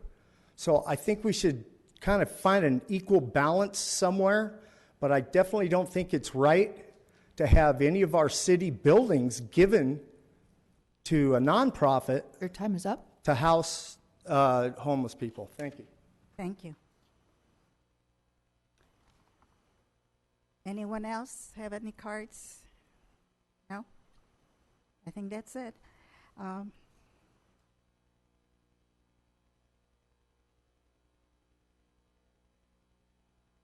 Mayor, I believe you're still getting comments from Councilmember Cox and Councilmember Jones, who didn't speak previously. Correct. Ms. Jones. Yes, thank you, Madam Mayor. Well, I so appreciate the comments from our audience. It's very important to help us inform our decisions here. The homeless issue is, in fact, complex. We have to deal with it straight away. And I've been talking about this publicly for a year and a half. It's my view that we do need to create some type of a task force comprised of faith-based groups, community groups, law enforcement. We need coordination with the county. We need to create a strategic action plan so that we really can get at the root cause of this, identify the root cause so that we know how to move forward. Some of the things that really struck me tonight, one gentleman in particular said that he had to carry a taser and that it's becoming too dangerous for him to work. That's shocking. Our potential for economic growth and long-term viability is being impacted. During my campaign when I was running, I can't even begin to tell you how many people approached me, business owners, business managers, saying that they were very concerned about their ability to go forward because of the brazen behaviors of people that were really affecting their ability to do business, not only do business, but increasing their cost of doing business. It is not right for anyone to choke out the honest endeavors of business people. I do believe that compassion is founded in wisdom. The homeless issue is very important to me. I have a dear friend, a neighbor, who had a crisis in her life. Very intelligent woman, very responsible woman, never asked anybody for anything. She's homeless. Our family's come aside, and we have some community groups that have come alongside her, and I'm so thankful for it. This situation was a crisis, so I think that we have to find that beautiful balance that we rightly divide between those who are homeless through crisis or no fault of their own, or really are looking to get some assistance and really want to get on a better path for life, from those individuals that make it their profession. I'm not interested in funding someone's profession to live off the back of others or the back of our community.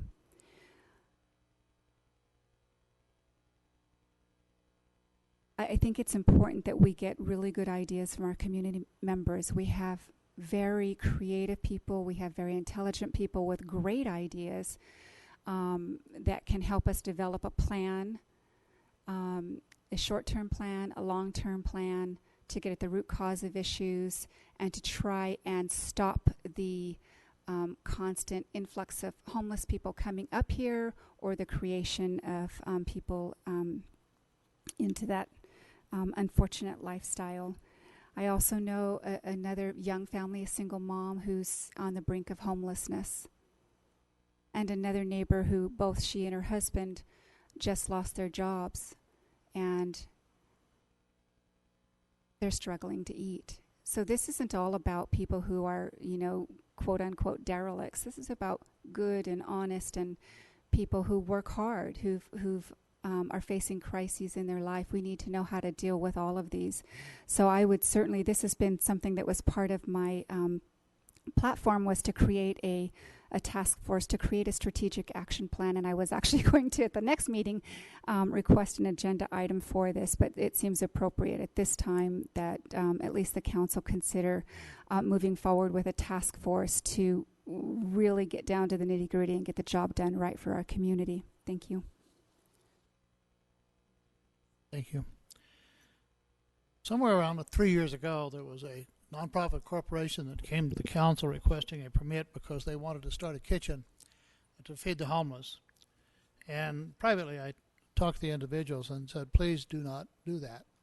You will really feel good for 1 hour a day, but you caused the citizens of this city 23 hours of problems, because people are flocking here. And the more you provide those services, the more people will come here. And for the people who are doing that, the image that's left behind for the city is bad for everyone. If you look at the Sheriff's Department handouts, if you look at what the staff is doing, and by the way, our staff has been this cleanup for about 5 or 6 years now. This isn't something new, but the problem is getting worse. And more people, this is tough to say, but more people want to be able to create a bigger problem by letting me get on a committee and tell you how to do it and feed them a meal and shove everybody up here again. If you look at the paperwork, if you look at the recommendations, do not feed, do not give money. The second thing is one of the biggest portions that are a problem with the homeless are addiction and mental illness. And food and help and money is not going to cure any of that. And so please separate those with mental illness, and let's see if we can get the right people who are getting monies from federal and state government and those organizations that are responsible for addressing and address those issues. Also the addiction. That is separate. Very quickly, we've been at this a long time, and I know it sounds like this is something new. It's not, but the problem is getting worse. And it's getting worse because just a few years ago, we could actually send a street crew and tear down the tent city on the sidewalk and the mess and the health concerns, and the courts have now blocked the cities from doing those things because they have rights that we cannot interfere with, and all the complaining in the world won't do you a bit of good to complain to the council, but it might do some good to complain to the state senator and the congressman. So if they get 300 or 400 or 500 letters from this city and every city, maybe they'll look at it more realistically. But there's an absolute truism. If they refuse to fund or do anything, they pass it down to the county or the city. And the city people at the local level then demand that the city council address the problem. And the monies that we could be spending for the community, for the parks, for the police, and for activities, we are going to detour that money to homelessness, which is very unfair. Do not let state and federal government off the hook. One last point. I decided that I had made the comment, if you really want to do something, everyone who really wants to do something, take a permanent homeless person home. I took on a person homeless and got my son to give the individual a job. And after about a month, they had to let him go because as soon as he got paid, he got drunk and disappeared. My other son, who's involved in flipping houses, tried getting another individual some help and actually set up a portable bed, gave the individual a job, and helped the individual. In fact, the day he was fired, he was paid $1,600. And he went on, he didn't want any help. He has a brother who's a professional person that wants to help. There's a local church that wants to help. He is an alcoholic. He doesn't want any help. And the reason that he was let go, and none of the subcontractors that we tried to work with will hire the individual because we could not keep him from drinking on the job. We reached out to agencies that are supposed to help. He didn't want the help. He wanted to be an alcoholic. He didn't have any mental problems. He had an addiction. We have to separate these out. We can't handle them all the same way. And we have to do more, but don't, as an individual, stop. A nice lady told me that she was always going to stop at the intersection and give the homeless money, and that way they'd stay out of Apple Valley. That's not the solution. The solution is to provide real help, and the real help is to address the problem of addiction, mental illness, and the actual homeless problem because they can't help it, but they don't want to be helped. The others are going to take specialty groups. And we do have money in the county and the state to help the mental illnesses. We have 50% of the homeless that are incarcerated are simply let go. And so enforcing the rules doesn't do any good. There's no place in the end. We're struggling with it. We're doing what we can. The council has been addressing this. They've been working hard. Staff has been working hard. And somewhere around last September, October, we decided because the election is coming up, it was unfair to start a bunch of programs because ours we're doing a lot, but they were failing. And we continued with the programs. Sheriff's Department got involved. They're doing a great program. They are doing a great program.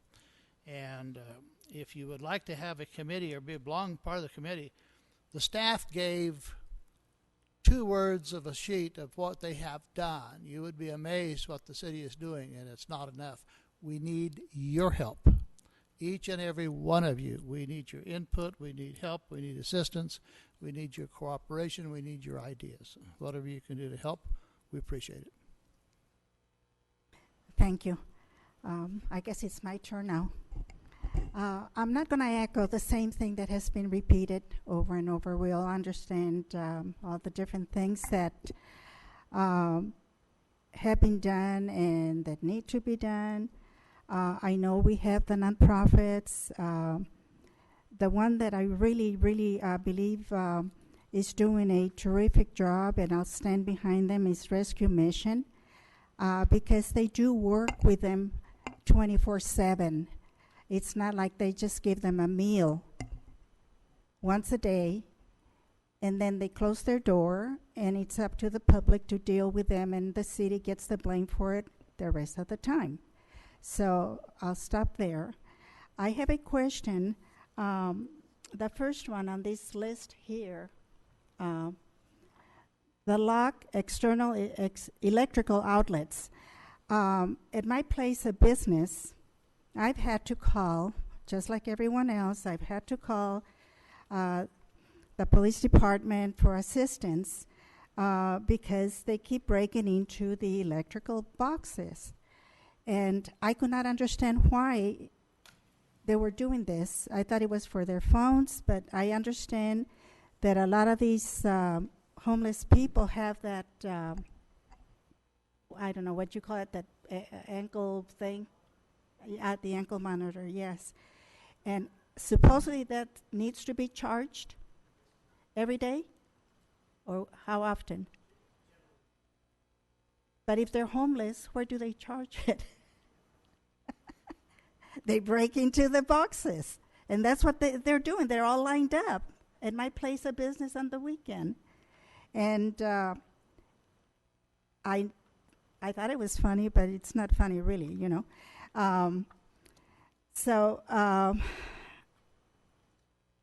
I don't know, could we have one of these stations in different stations in different areas maybe, where they can charge those monitors? Would that be a solution? I think that would probably be a question we'd have to maybe get with probation on. Generally, most of them are on probation, and figure that out. It's a little bit bigger than just the sheriff department deciding it, so. But that's a thought, huh? Absolutely. Yeah, because if they need to charge those things every day, you know, and there's no place for them to do it, they're going to break in somewhere to do it. Yeah. And so, okay, that was my question. I'm not blaming you or anything like that. I'm just asking a question. The other thing that I have, I just want to say thank you. Thank you so very much to the police department. Thank you to the HOPE team. Thank you to the MET team. You are doing a terrific job.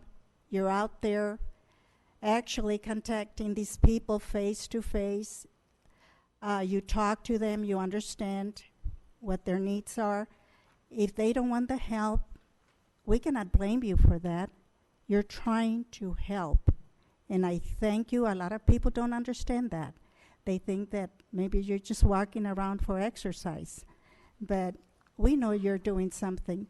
And 99% of us do believe that you're doing a terrific job. And I want to thank all of you.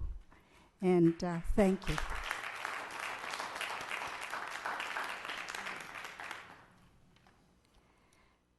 Now at this time, I believe everyone spoke already. So at this time, we will be moving on to item B2, request for council members' discussion and possible action regarding the items for the upcoming city council agenda. And I do have one item that I like to bring up first. It has been brought to my attention that the furloughed government employees have asked if the city has a deferred utility payment plan as other cities. City manager, do we have, or one of you, do we have anything in place right at the moment to assist with that we don't have request? We don't have anything formal in place.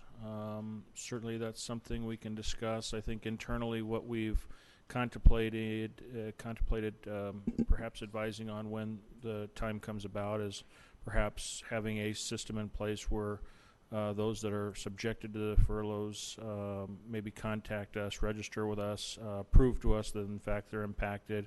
The easiest thing for us is just to not effectuate the shutoff in the cases of the water. I think that's that's where we've seen some of the latest questions. I really didn't expect for you to have an answer for this at this time. I was just asking if we had anything in place. If we don't, I would like to agendize this for our next city council meeting. But I would like to have a motion on it in a second. There has been a request for some government employees that have been furloughed, that can make their utility payments, and they were asking if the city had a plan where we can actually defer payment until they receive their monies. Talking about federal employees? Yes. I thought they were all getting paid. The government was hoping. Well, supposedly they are getting paid now, but they may be going into another furlough February 15th. It's not... So this was just for discussion. We're not making a decision. I just thought that if it does happen that they're not able to meet their obligation, I would like to have discussion at our next council meeting, which would be... That's a motion. That's a motion for the next meeting to have a discussion regarding the possibility of a deferment program Correct. on utility bills for federal workers. As a point of order, Keith Mesler, I believe, addressed that similar instance, stating that it was discretionary if that were to be able to occur. I don't know if that's still the case. I'm asking to have this agendized for our next council meeting. So, Madam Mayor, I second that, and thank you for you took the words right out of my mouth. That was a motion that I was in fact going to make this evening to see if we could have a deferral on utility statement charges for those federal employees that might be interested. So certainly I second that motion. So this will be agendized at our next council meeting. We need a vote on it. We have a motion and a second. And we need the clear motion to be stated for the record instead of a discussion occurring, because I don't have the motion. I think I reiterated the motion for the mayor. The motion was to have a discussion at the next meeting on deferment of utility payments for federal workers that are furloughed. Correct. And is that going to include not just discussion but possible action? Because right now it just said discussion, which means we don't take action. So I would like to modify and say possible action to take place. Mayor, are you okay with that? That would seem like an appropriate addition. Well, discussion and possible action. Yes. And that second, Councilmember Jones, you're good with that second? Okay, Absolutely. so that's the motion now. I have a motion by Mayor Garcia, seconded by Councilmember Jones. All those in favor? Aye. Aye. All those opposed? Motion carries unanimously. Thank you.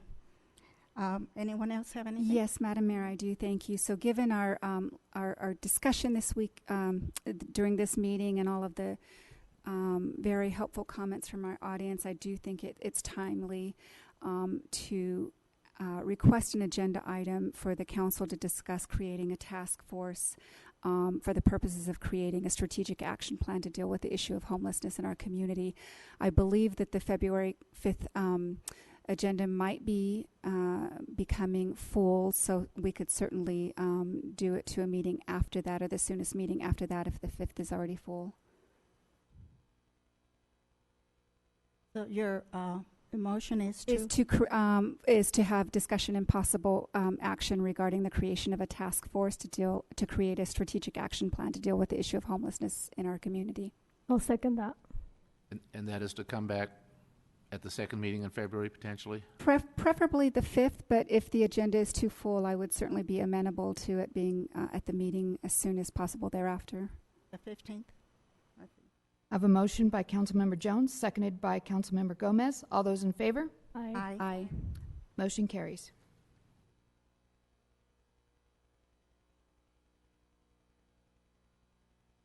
No, I do not. No. There's nothing? There's nothing more before this council, so this... You have reports for council members on item B3. I don't know if there are any or not. Oh, the reports, okay. My oversight. Yes, we move on to item B3, reports from council members, and this is a 3-minute time limit. Ms. Jones, do you have Thank you, something? Madam Mayor. I'll defer my comments till the next meeting. Thank you. Ms. Ramirez? No, I do. The items that I have, I'll defer to the next meeting, which would be a regular scheduled meeting. Thank you. Okay.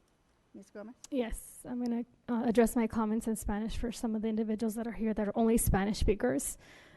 Tengo un placer de estar aquí enfrente de usted y usar dos lenguas. Disculpen por el momento que usted está aquí, teniendo 2 horas, 3 horas esperando, pero estamos trabajando diligentemente para que usted sea serviciable con el gobierno y ojalá muy pronto podamos tener el gusto de que usted no nada más se quede aquí como sordo, sino que usted tenga la oportunidad de dar sus 3 minutos y ojalá un intérprete igualmente. Muchas gracias, lo voy a decir también en inglés, porque personas aquí han dicho que no entienden el idioma y no quieren quedarse fuera, como muchos de ustedes se han quedado.